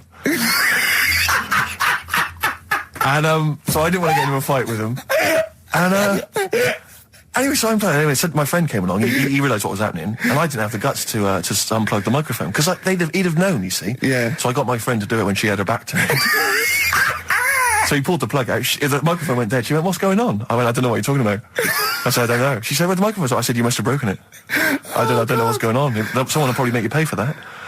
And anyway, at least we shut her up. That is great. But it really went from bad from worse. And there's that thing when you panic, you start panicking. So you're putting on a lot of flavours that you would have saved till the last hour. What are we talking? Boom, boom, shake, shake. Exactly. You're throwing him in early. Love Shack's coming on way too soon. Really? Oh, Love Shack before 11.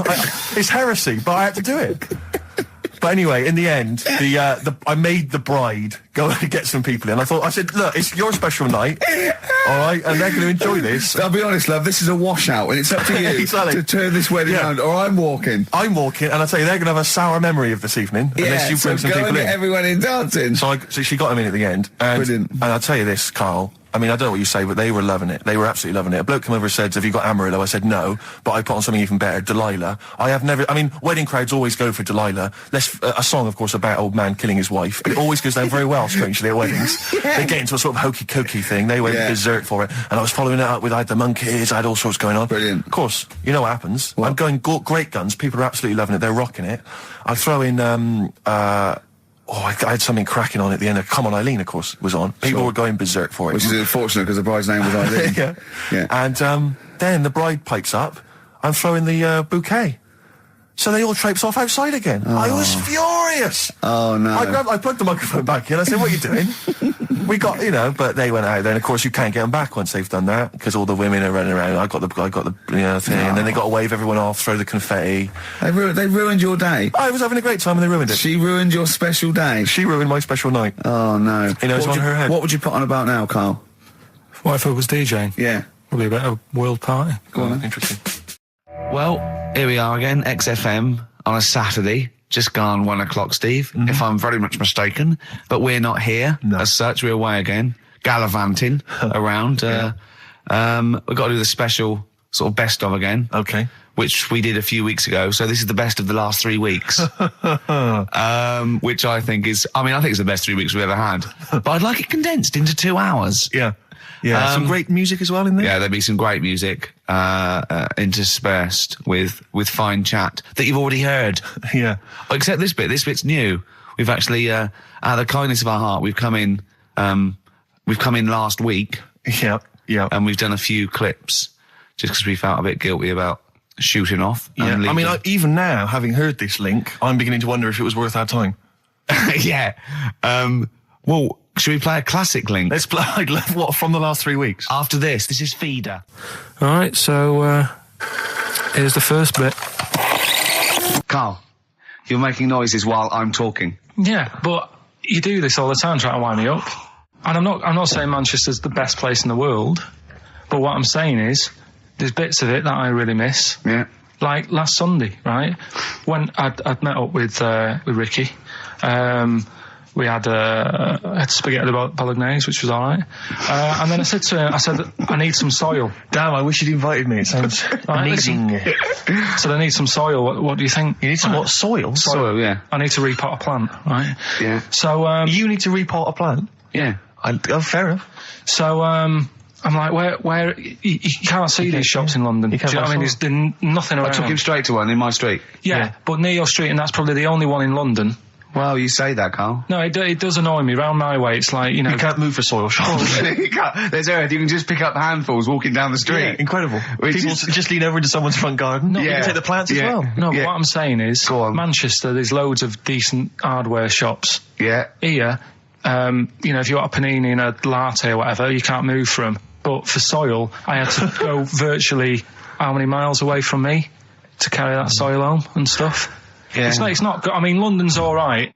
But if cities were sort of marked... It's neglecting the peat market, really, Well, isn't there's barely any mulch available in central London. I'm sick and tired of not getting a good, decent compost of a Sunday. Indeed. So, I'm thinking of moving to the north, where there is loads of soil and gravel. Indeed. And animal shite. whatever. Yeah. So you were going to say if you were marking cities out of 10, what would you give London? Well, if you were marking them on on what they have. Right. As opposed to what? Well, as opposed to how you spell it. Say, I think the greatest city in the world is Rome. Right, okay. It's pretty amazing. Yeah. Have you been? What? Yeah. Why do you think that though? Just because, you turn a corner and there's something there that's really old. Right. You're going down Normal Street. go and stay in a Derby and Joan club. Yeah. No. But it's like you're going down the road and then you turn a corner and like the Colosseum's in the middle of a busy road. It's like, what's that doing there? Yeah. And just when you think there's no more, you turn another corner. It's almost as if that was there first. Yeah. Well. Yeah. But do you know what I mean? London. Yeah. What have we got? Trafalgar Square is world known. And you go there, what's there? Yeah. Do you know what I mean? So there's a lot of space there. Get one big B&Q. In Trafalgar Square. to cater for the whole of people who live sort of central Londonish. Yeah. And then I'd be happy. But what I'm saying With is, Nelson just popping up through the middle, because you can still see it, couldn't you? Yeah. yeah, It's a great idea. B&Q, so B&Q could be like the whole sort of flat thing and make it sort of grey so it looked like rock, and then Nelson popping Make it up. classy is what you're saying. Yeah. Stone clad it. Yeah. So it looks like you've made an effort. Exactly. And then you can pop in, and then you can go out and go, oh look, Nelson's column. Oh look at that, isn't Nelson? Oh look at that, the victory, defeat. That's fantastic. One of the greatest living. Yeah. I need some nails. Yeah. Perfect. Killing two birds with one stone, you say? But why isn't there more than them shops? Because when I went into yours, every time I've been in there twice now. The first time was to get a shower head, right? Right. And I went in there, couldn't resist buying something else. I ended up getting some super glue as well. Blimey. Hey, Right. big spender. And then last Sunday we went in there, got 2 bags of soil, not one, I bought 2, Yeah. and I bought some scissors to cut plants with. Secateurs. Well, you don't. Scissors. You never know when you want. You know, you might need more soil, I suppose. Well, I've got You've 2. stopped out now. Where do you keep it under your bed? Sorry, this isn't going out, is it, this conversation? It's not going out on air. I got a feeling it might be. You're joking. We better play a record. Okay. Play a classic. It's a long time since we've had any white van Karl. For those that don't remember this particular hot feature, we basically ask Karl some of the questions that are asked of a white van driver in the Sun. They always have this on Saturday afternoons. Anyway, here's the first one. They're not fascinating, Karl, but I'm just interested on your take, really. Yeah. What do you make of Cilla Black quitting Blind Date after her husband sent a message from beyond the grave? Are you familiar with this I didn't story? know that. What's that? She went to see a medium, and supposedly her husband passed on information through the medium, which was incredibly vague, but persuaded her to quit live on air. Well, it's about time, isn't it? If even dead people are saying, enough's enough. But I'll tell you what, though, talking about ghosts and that, do you know how I'm into them? Yeah. Right? How weird do you think this is, right? Well, it's not true. Before you say it, play a record. No, go on. Go on. Right, it's this woman. I don't even know if it's ghost, really. It's just a bit weird. Sure. Yeah, sure. There's this woman, and she's not a woman, she's a kid. Sure. Okay. Sure. She's walking down like a street in her area. It's a nice day and everything. Everything's normal. She's walking down, and a woman comes up, cycling past, right? The woman on the bike looks at the kid, absolutely terrified, right? Got a really scary face on her. Yeah. The kid's thinking, why is she doing that, right? So anyway, she thinks nothing of it, goes, I think she was playing in the park or whatever, goes and has a nice day. About 15 years later... Oh, right, yeah. She's, I don't know, I think she was going to work, right, on a bike. She was riding her own bike. Riding her own bike, cycling down the road. Oh, yeah. Looks at the kid. That's the thing that happened, like, 15, 20 years ago. Right. It's her on the bike looking at her as a kid. Right. Not another child. No. So it's her. She's seen herself. Karl? I mean, I don't know where to start. Firstly, where's this information come from? But I mean, why do you ever...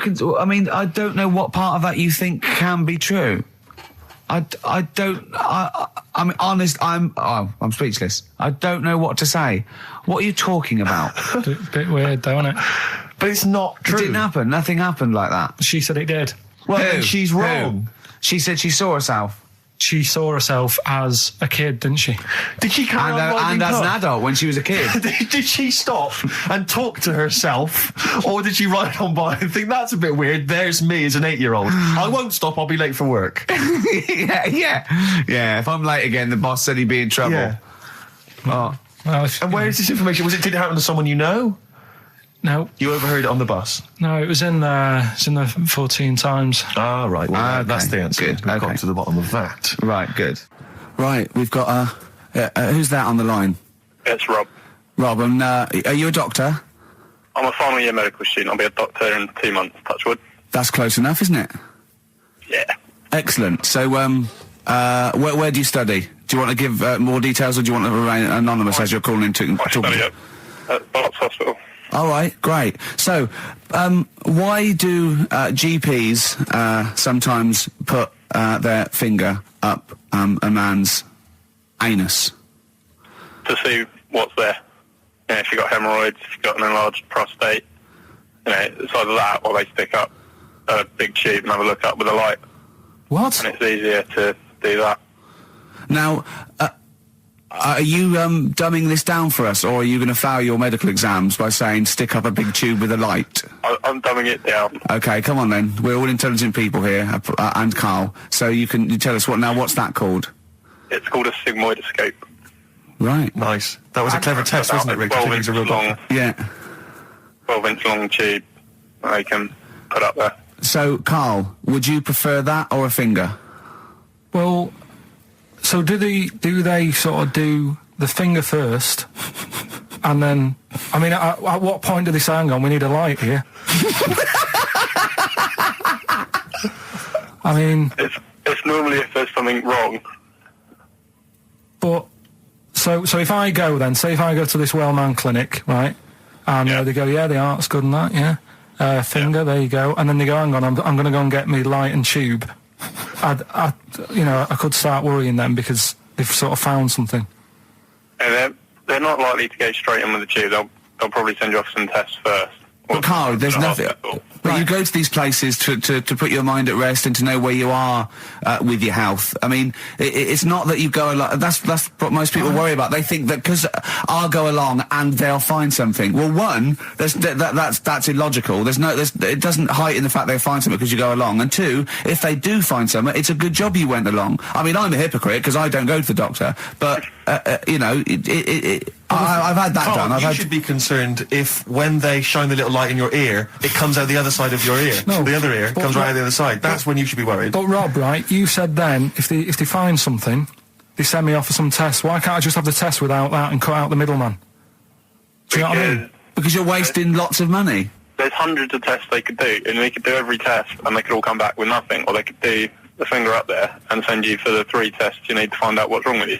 But in this day and age, with all the technology and that, and like brainy doctors and all that, the only way to find out is sticking a finger up there. What are you worried about, Karl? Is it fundamentally that this doctor who's has done 6 years medical training, is it embarrassing to have a man's finger up your ass? I just don't understand how you can get round to that without... But what don't you like? Is it fundamentally you don't like anything up your ass, or is it the fact that it's a man's finger up there? I don't like going to the doctors. It makes me nervous, because I think if anyone searches you long enough, they're going to find a fault with you, right? And especially if they're going that far into you. They're going to find something. And probably not. Well, you know, I just don't... I don't know how to get round to that sort of... that point where you get a... What do you talk to the doctor about? And he's like, all right, nice day. Strap your trousers. He goes, he says, I'm gonna just, Most people just shut up and let you do it, and then breathe a sigh of relief when you say there's nothing there. Yeah. But is that at the end of the test, or is that the first thing he does? It's the last thing. So that trousers up out the door. Because he knows it ends conversation. He knows it's a bit of a faux pas. The doctor says, I better not kick off with the finger up the arse. Well, what I do is I'll start on with the, the head, and then we're going to go, one final thing, Mr. Pilkington. So Rob... He drops his keys and he goes, pick them up. And as you bend over... Will you be doing this, Rob? Is this what you're, like, open to do? You do all these... I'll have to do it at some point. All doctors do it at some point, no matter what they specialise in. So the first one, is he another doctor there to sort of make sure you're doing it right? Not dentists. No, but do you know... aren't doctors anyway. But do you know what I mean? Like, normally it's like a co-pilot will have someone with them for the first one. So when you put your first finger in, will someone be there going, right, you just want to move to the left of it? I've already done it. Have you? Yeah. So that's the thing with a student, you're learning.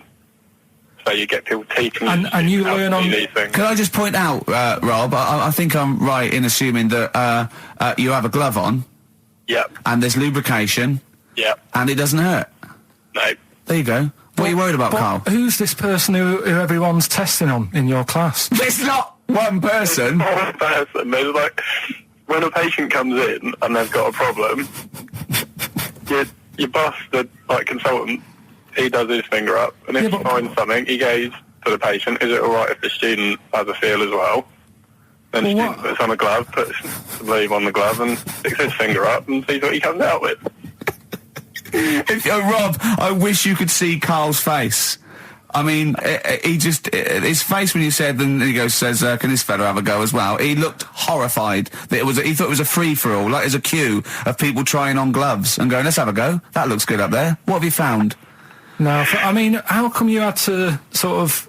Is it not something you could test on yourself rather than waiting for other people to come in.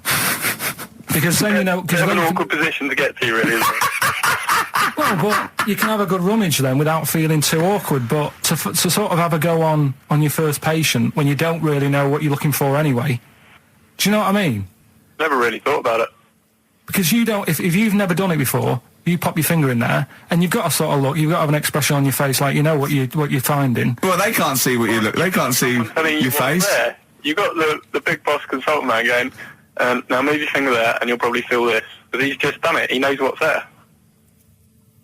Well, what? Oh, so he's already had a go, he's had a feel, and he's going, right, if you feel to the right, that's the conglomeracy or whatever. The conglomeracy, yeah. It's conglomeracy is in perfect working order. Well, that's, I'm still... Thank you, Rob. Thank you. I'm sorry you had to go through this. Karl is probably the worst patient you'll ever encounter in your medical career. Good luck with your finals, and thanks very much. And do you know any female doctors who do this? Or? Thank you. XFM 104.9. Thank you. XFM 104.9 of a Saturday. Ricky Gervais with me, Steve Merchant. Hello there. But we're not here. No, we're away. So this is the best of, and I hope you're enjoying it. We certainly are. I woke up this morning, yeah. Feeling fine. It's not a blues song. And I turned my phone on, and it was from Karl, and it went, "Forget it, I've made my mind up." And I thought, wow. What is that? And I Forget it, I've made my mind. Yeah, I went, "Karl, what is it?" He went, "Oh no, it's about the text I sent you last night." I went, "Well, what was it? I just got this text." He went, I was just wondering, I was thinking last night. He said, supposing you had to have your hands removed. Sure. Right? And the doctor said, well, you can either have them stay like that with stumps, or I can sew feet there. What would you have? And I was bleary-eyed, and I went, the stumps? He went, yeah. I went, all right? He went, yeah. And then what was his follow-up text to that? And then I got the text, it was obviously before it, and it went, and it was like quite serious. What would you do if surgeon's not doing your hands? Would you have stumps or the feet? Right? Now the way, when I said he's made his mind up, and I went the stumps, he went, yeah. I think secretly he decided on the feet, but was too embarrassed to tell me. There's a little bit of what would you do? Because But why did you think of this? Why did you think of this? Girlfriend's away, right? Yeah, no, that's not why you start thinking bizarre surgery devices. Right? I'll let you into my little mind, right? Last night, I had some beans on toast, right? She was away. It's good already. She was away, so you had some beans on toast. She went wild. Yeah. Right? Now, I was stood up. I live on on a high street, right? So I'm washing up. I'm looking out the window. First thing that had my attention is I can look into other people's flats, right? Yeah. And it was weird how all these different lives were going on. I was watching them, and everybody had the telly on and was watching Volcano, right? Which was on last night. Right. And I thought, oh, that's weird, right? I can see them all watching it. And it was like a little Chinese lad who was dancing around in some underpants. Yeah. And then there's a little old woman who lives downstairs who was reading a book, and she's always reading a book every night. And it's like, I have a better life than her. And then there's like some sort of bouncer who's always getting ready to go out late at night with all the black on. He looks like a bouncer. So I was watching all this life going on. I thought, did you witness a murder while you were doing this? Yeah. It was like that sort of Sliver film where that bloke had loads of tellies watching people's lives. So that was going on in my mind. And then I was washing up, and I picked up the plate, and I thought, oh, it's amazing, isn't it? The human body, the way you can just sort of, you know, I want to pick that up, and you do. Yes. And the way your hands work, right? You've got 5 little digits, but it's just the right amount to do to do what you've got to do, right? So I'm cleaning the plate. Sorry, Karl, stop. It's just the right amount. Might be one of the most genius things I've ever heard said. I would love David Attenborough to phone you up and say, Karl, how do I word this about the evolution of the mammalian front limb? Just go, we'll just say it's the right amount. But it is. One of course extra would get in the way. Yeah. And one less would just make it that little bit more tricky when picking up a bit of a slippery dish. Or buying gloves. Yeah. A slippery dish. Like, that got a load of attention in the press, but the Trisha programme got nothing. Okay. Which, I know, like, well, Steve called me up in the week, right? Like 10 o'clock in the morning, I was at work, and he goes, You think so at 10 o'clock? Preparing this show. Most people go to work about 8 or 9. Are you watching Trisha and that? I said, no, what is it? He goes, oh, you'll be loving it, right? Freaks? Was it Help Me, My Mum's a Freak? Siamese twins. Right, so I couldn't watch it, but he said, it might be on again because they repeat stuff on ITV2. Right. So I had my dinner late, right, instead of having it at like 1 o'clock like I normally do. Yeah. I had it at like 2:30. Yeah. Sat in the office, put the telly on, ITV2. These Siamese twins. Did it blow your mind? It was amazing. You know, we talk about a lot of things on the show quite a lot. The Airy Kids crop up a lot. I was waiting. It's been 10 minutes and you haven't mentioned the Airy Kid. Right, and last week we were talking about Siamese twins, weren't we? So it was weird that this programme was on, but it was amazing. I mean, what I think you can't refer to them as Siamese twins. I think they're known as conjoined twins. Why? I think Siamese is maybe considered derogatory or as an old antiquated phrase. Yeah, I think it's because the first famous ones were actually from Siam. Right. But And that doesn't exist anymore. No, it's conjoined, Carl. Yeah. Get the phrase right.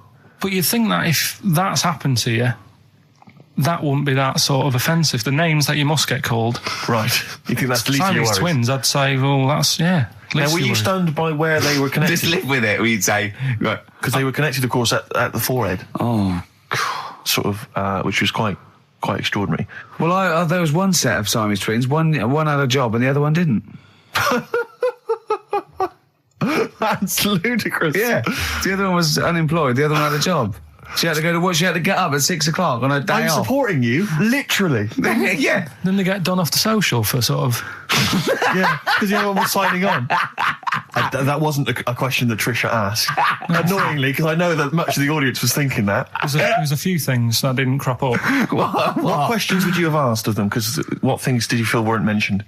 I'd love to just watch Karl watching amazing things. Exactly. Do you know what I mean? It's like early learning thing. Mouth slightly open. Yeah, some mouth slight open, a dribble, looking round to see if anyone else has seen it. You know, I hate that. Like when a cat sees a bird land on the balcony. Exactly. It can't believe it's luck. I'd probably say, how do you buy her like a birthday present? A surprise gift, yeah. Because everything's ruined. Sure. Right? I'd probably ask... Yeah. Well, did you not think it was interesting that one of them had a boyfriend? Well, that was a bit weird, wasn't it? Uh-huh. But what was the other thing that I was thinking when I was watching it? I was thinking if one got into crime and that was sent to prison... Right. What would happen? How would you handle that? It's brilliant. It is brilliant. If a chimp could talk. And what was the other one? The other thing was, what did he talk about? Because it's not as if you can say, well, guess what I did today? Do you know what I mean? Yeah.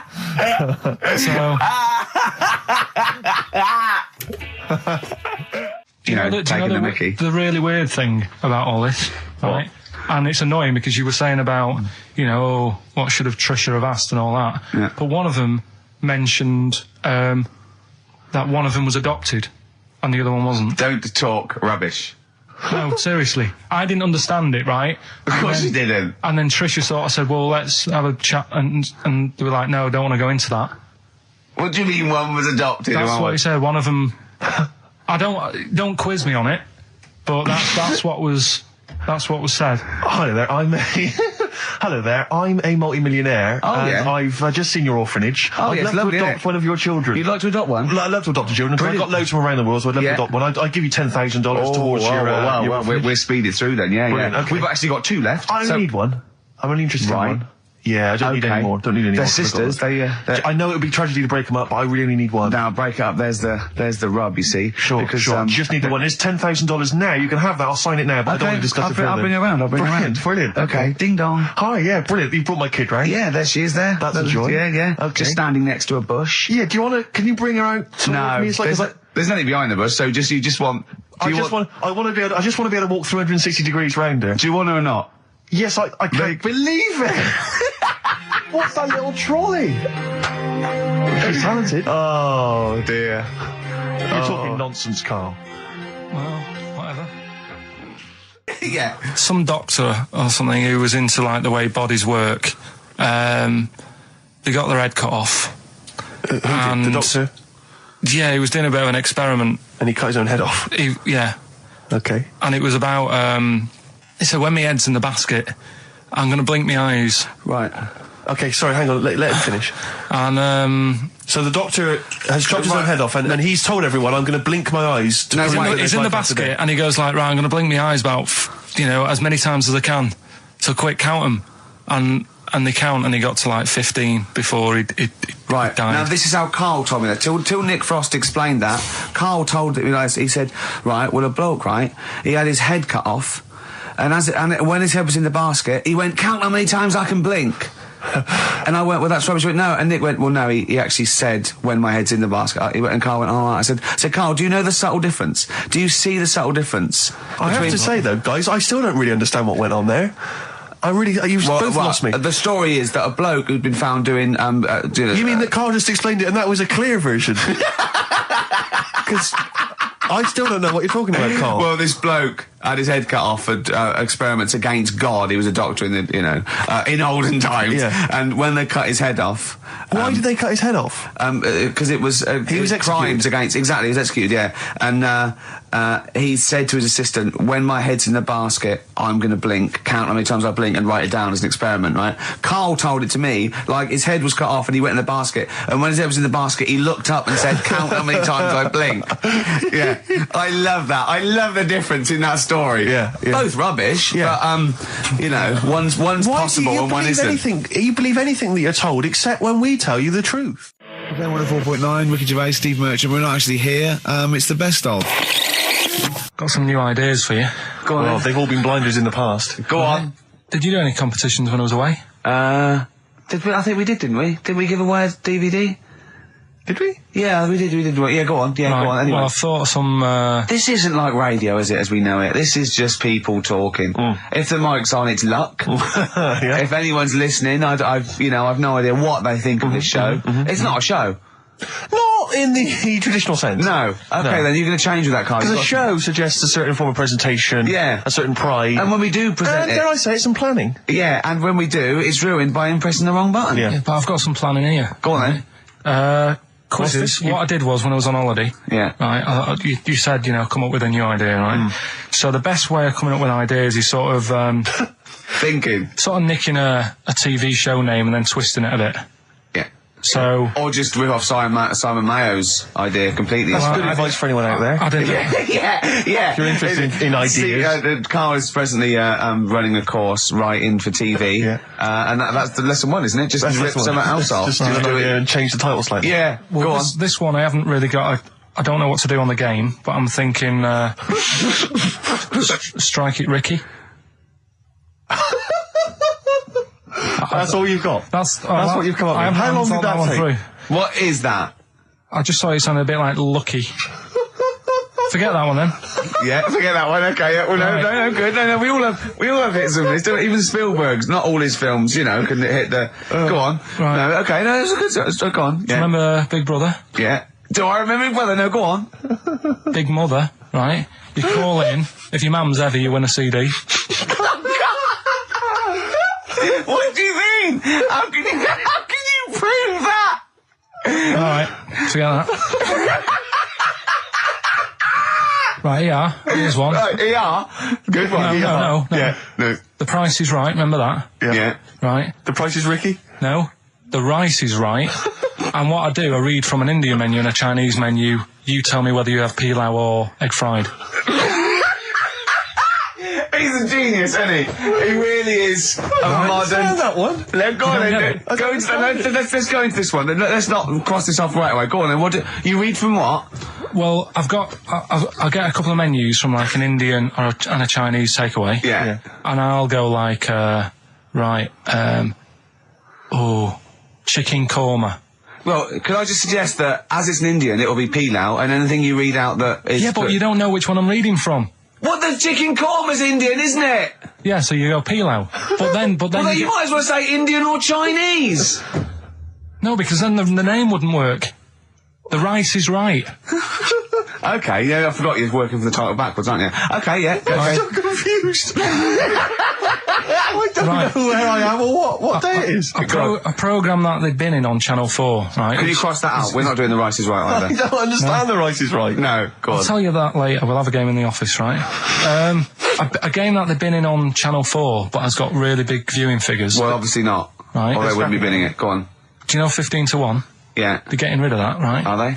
I'm thinking 15 Taiwan. Get some items that are made in Taiwan, right?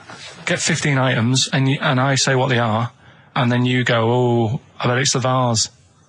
Or something. That's the one that's made in Taiwan. Yeah. Just explain that again very quickly. No, don't go. Oh, forget that. Cross it out. 15 Taiwan. Well, Karl, what are your thoughts?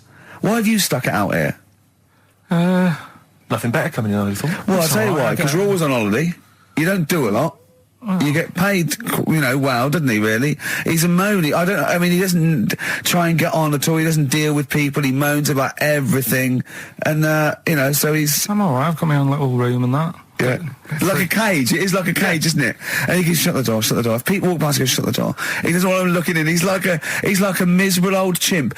We noticed today how much he's simian, isn't he? He's very strange, actually. We maybe should try and get a picture on the website, because Karl's arms are particularly chimp-like. It's very, very strange. Because he's got that he's got long downy hair. It's and not the like long extended knuckles. Yeah, and his totally round face that sort of the chin goes back and the dome of his cranium. I think, quite seriously, I know we sort of share about 98.5% of our genetic material with bonobos and chimpanzees, but I think he's got a little bit more. Yeah. I honestly think he's a little bit of a throwback. Just his line, they just kept to this sort of really the ugliest one in the cave and the tree, and he really didn't come out of it. I'm not saying you are, I don't think you are. Yeah, you're chimp-like. No, it does annoy me.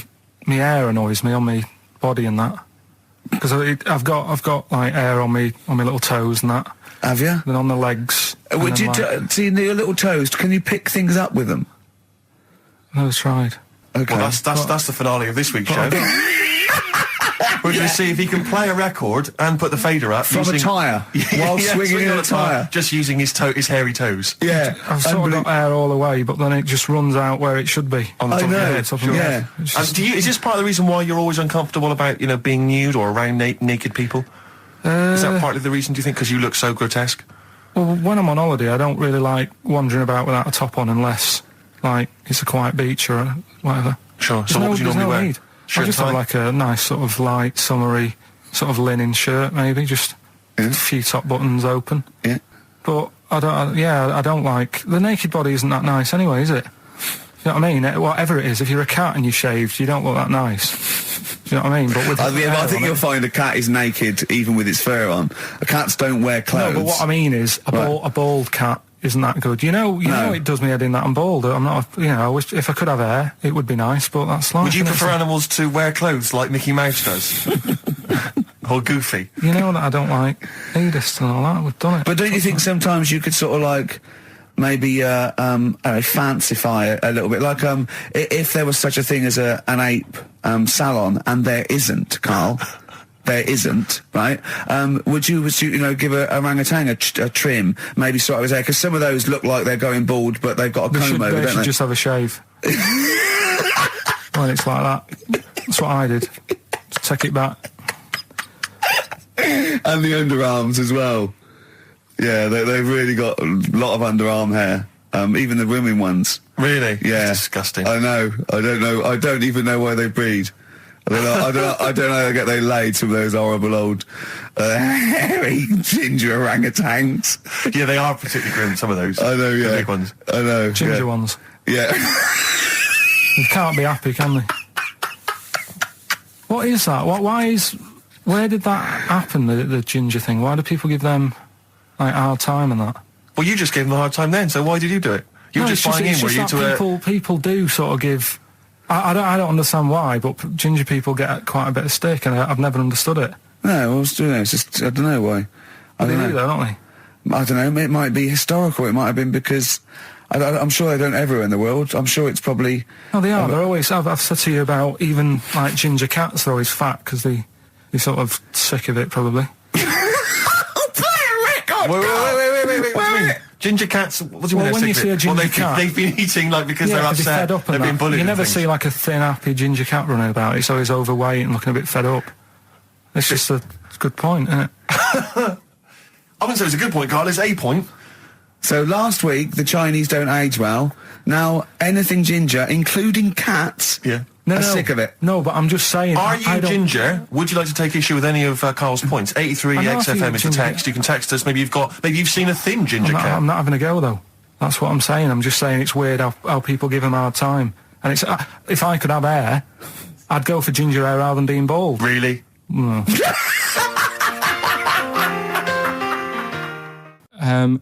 What sort? No. The Pope. Yeah. What semi? Sorry, Mrs. Robinson, we're going to have to let you go. Yeah. Go on. You are the weakest link, Carl. Goodbye. Yeah, go on. The Pope. Yeah, the Pope. Yeah, we've got the Pope. Yeah, that's not strictly a question. He wears a... he wears a Dustman's hat. He wears Gore-Blimey trousers. Yeah. Does he live in a council flat? Yeah, he lives in a council flat. He wears a semi-precious stone. What's the stone?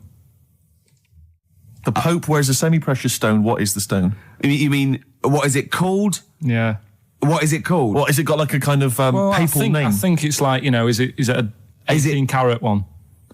So we got to try and get the carrot of the Pope's big diamond. He calls it Dennis. He calls it Dennis the Stone. Do they want the type of gem it is? Like, or is there some kind of papal name for it? Or do they want it like the Rosetta Stone? Or I don't know. I can't actually. Play a record. Play 2 record. Let's not. Where's your head at? Basement Jacks. Right, okay, let's get this right. Have we knocked this on the head then? It's just not happening. Oh, here he is. Look. Here he is. Come in.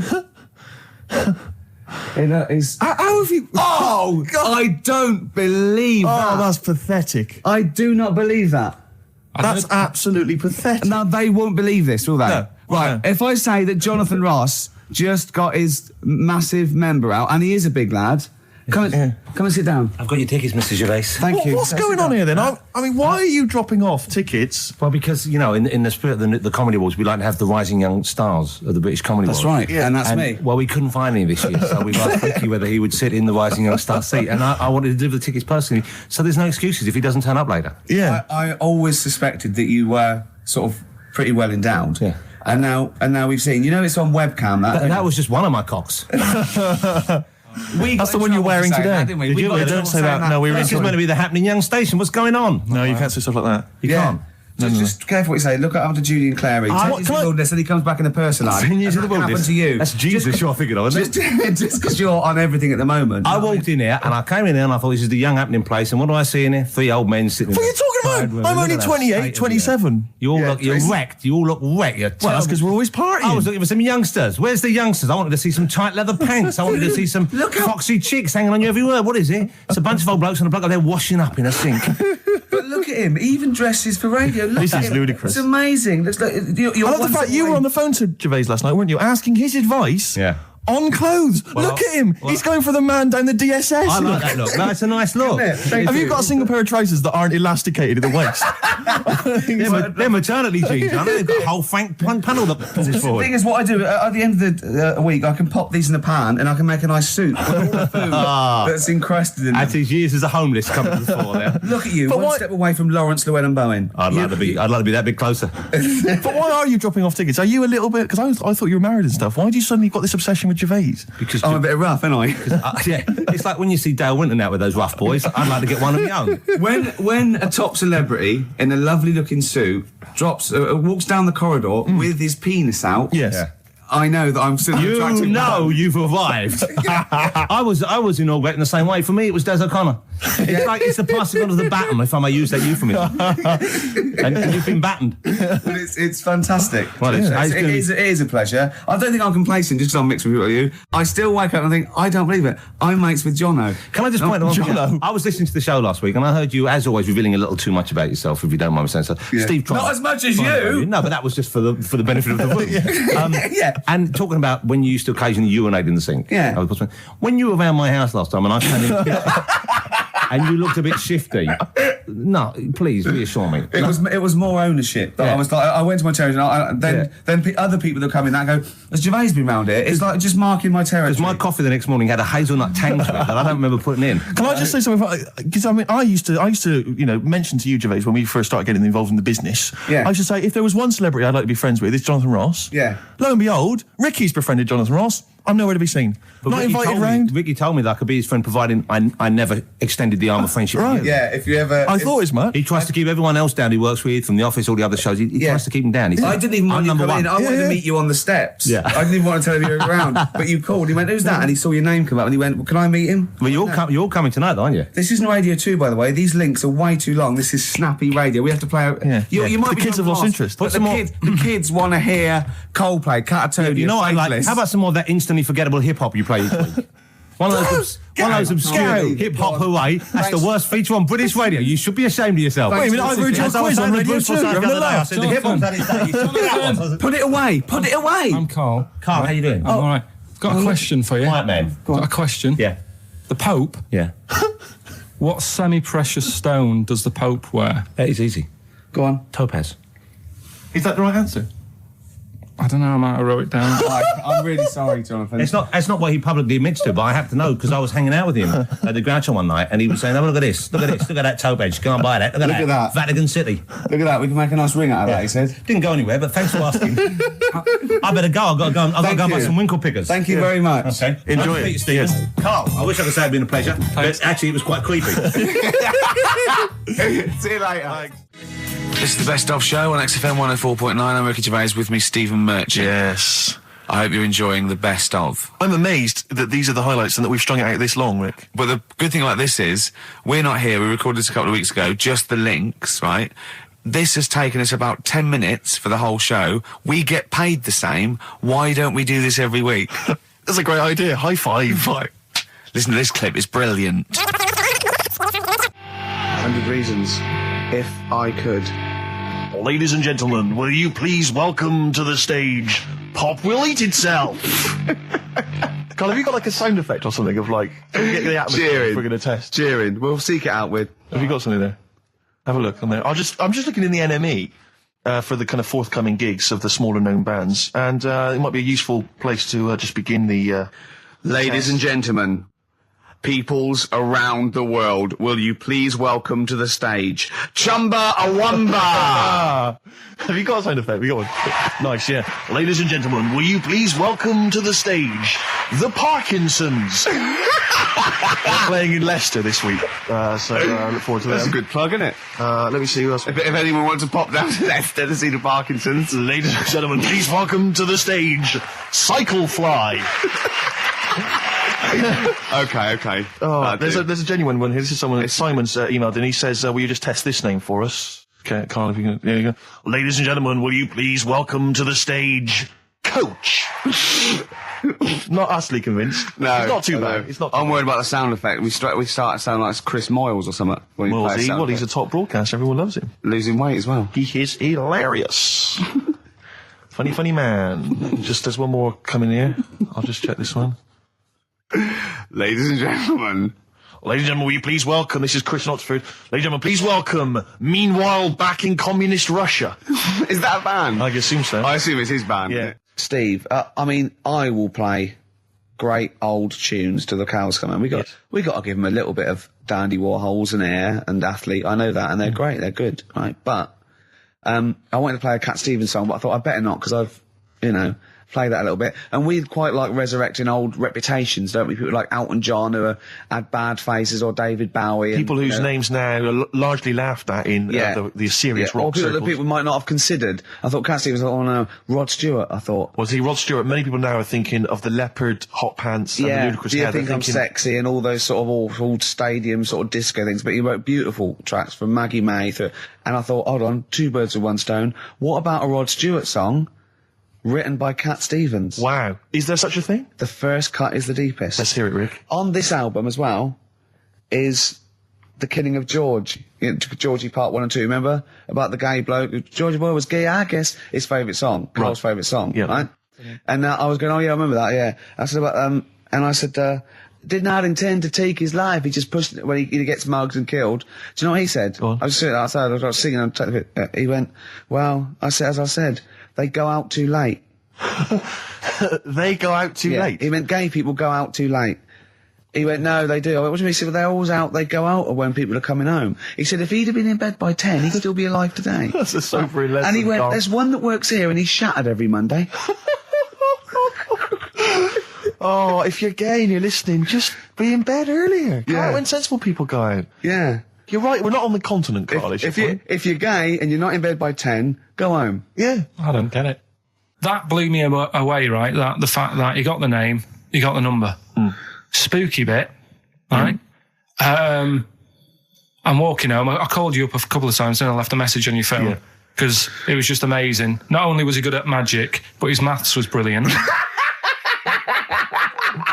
No, well, that thing adding up to 42 was like, how did he do that? I mean, we didn't even make a big deal out of that. He said that to me. He said, all Carol Vorderman's got is the maths. Do you know what I mean? Imagine him on Countdown. Yeah. He'd even know what they were going to write down. Do you know what I mean? So a bit of a wasted talent. I should see him again about that. I think he's... So I get into my flat, right? And what they do in my flat where I live, they put the post in like these little pigeonholes. Right, and I don't normally check them out. I leave it for Suzanne to do, right? Sure. But this time, for some weird reason, I thought, right, I'll check it, see if we've got any posts. Open it up. There's only this. A letter for Miss Harris. Yep, there it is. Bona fide in front of us. A letter addressed to a Miss Harris. Well, does she live there? No, it's my address. She doesn't live there. Did she ever? Don't know. It doesn't matter. It's weird, isn't it? But we've never had. Normally, I think there was a guy who lived there called Yaki Shoki. Mr. 42. It was definitely wasn't an Harris, right? This is the first time we've had a letter for this woman. Yes. Right. But what are you claiming? Because Darren Brown himself admits that it is not paranormal, it is not supernatural, it is a trick. It's a trick. Is it? But he would say that, wouldn't he? Hitler said that. Play a record. Well, can we open this? No! It's illegal! No, but I'm thinking if it's a birthday card for someone's like 42nd birthday. Right. You can't open that letter. Go and put it back or put you cannot open that letter. Why not? You can't open someone else's mail because you think Darren Brown's supernatural. What if we steamed it open, then resealed it? No one would know. It's only a letter. You can't. You can, but I don't want any part of it. Carl, I think you should open it. No, you open it. I'm not opening it. It's against the law. You should open it, then. We won't open it then. They won't send you to prison. Forget it. You'll get off. Cure? Yeah. Bit of cure? There's no cure, no. I'm looking... I'm tempted to open it. Well, do you want to, Steve? There you go. No, I'm not going to open it, but I think you should, definitely. 6 Different Ways by The Cure from the album The Head on the Door. We've enjoyed that. The head on the door, Carl. Ooh, bit of a coincidence. Spooky, isn't it? It was only 4 weeks ago you were talking about a head and a door. Exactly. Has the door got a number on it? 42. Oh, dear. So we're not opening it? No. Well, I can't open it because as the producer, right? Oh, yeah, because your standing in society is such that they'd make a real example of you. Yeah. A producer of a tin pot radio show once a week. Yeah, he should know better. He can press buttons and talk at the same time. Sending down.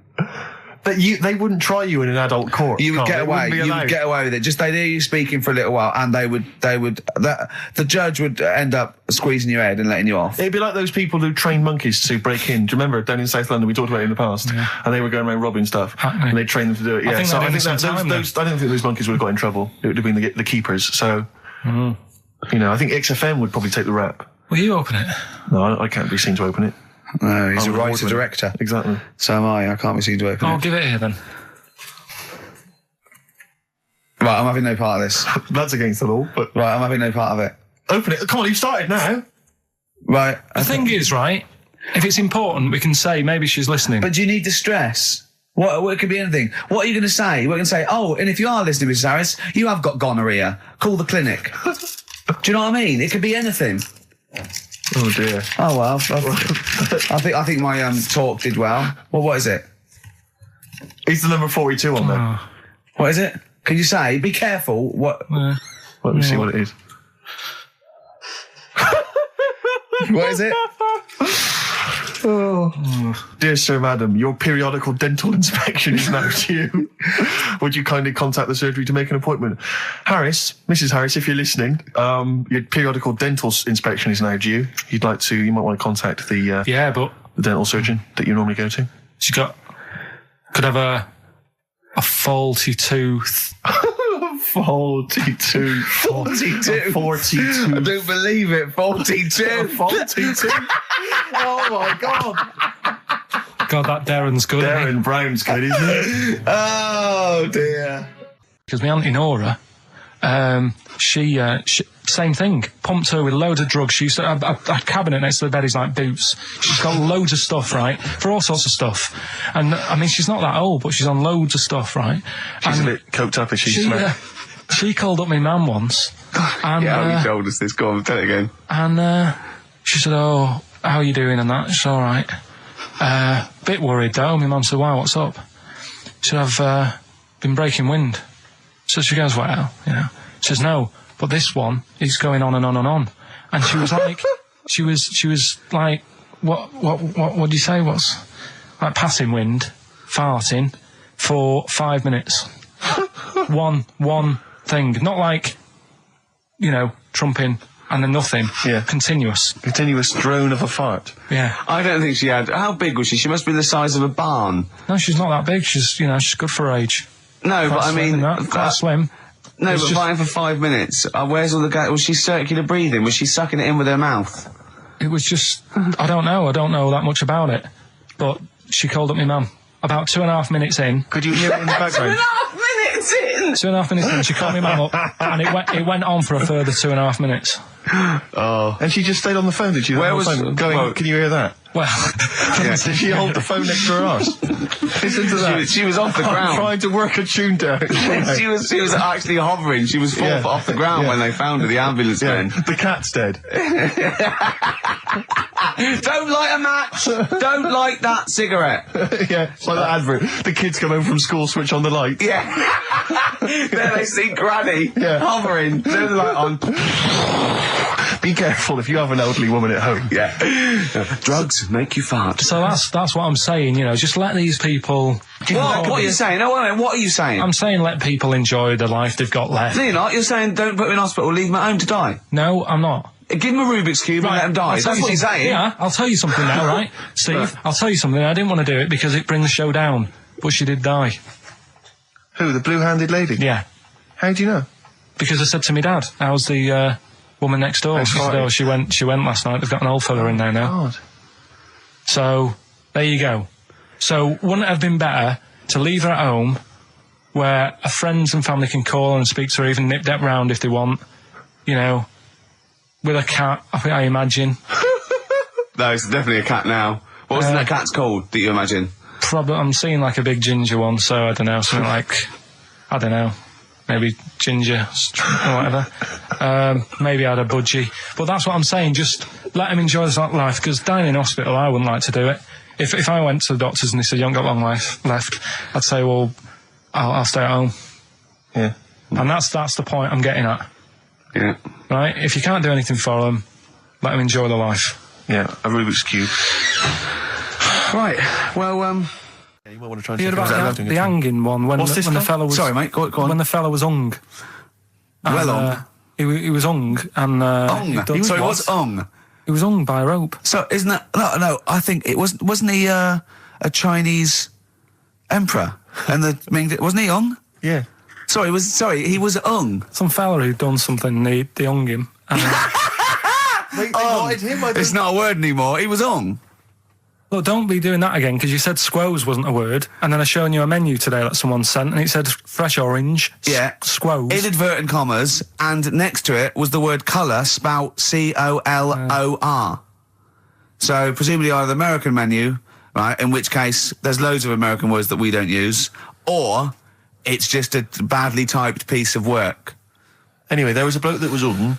He was hung and that, but he didn't die. Ong on that, he was definitely a Chinese. Ong on that, yeah. I remember him now, yeah. He didn't die, and they said, oh, just hang on a minute whilst we change the rope and that, and he stood there waiting, changed the rope. They tried to, do it again, and didn't work. It didn't work, right. So, they got another rope, right? Didn't work. And then they had to let him go, because it's like there's a well-known saying or something from this thing. Yeah. What?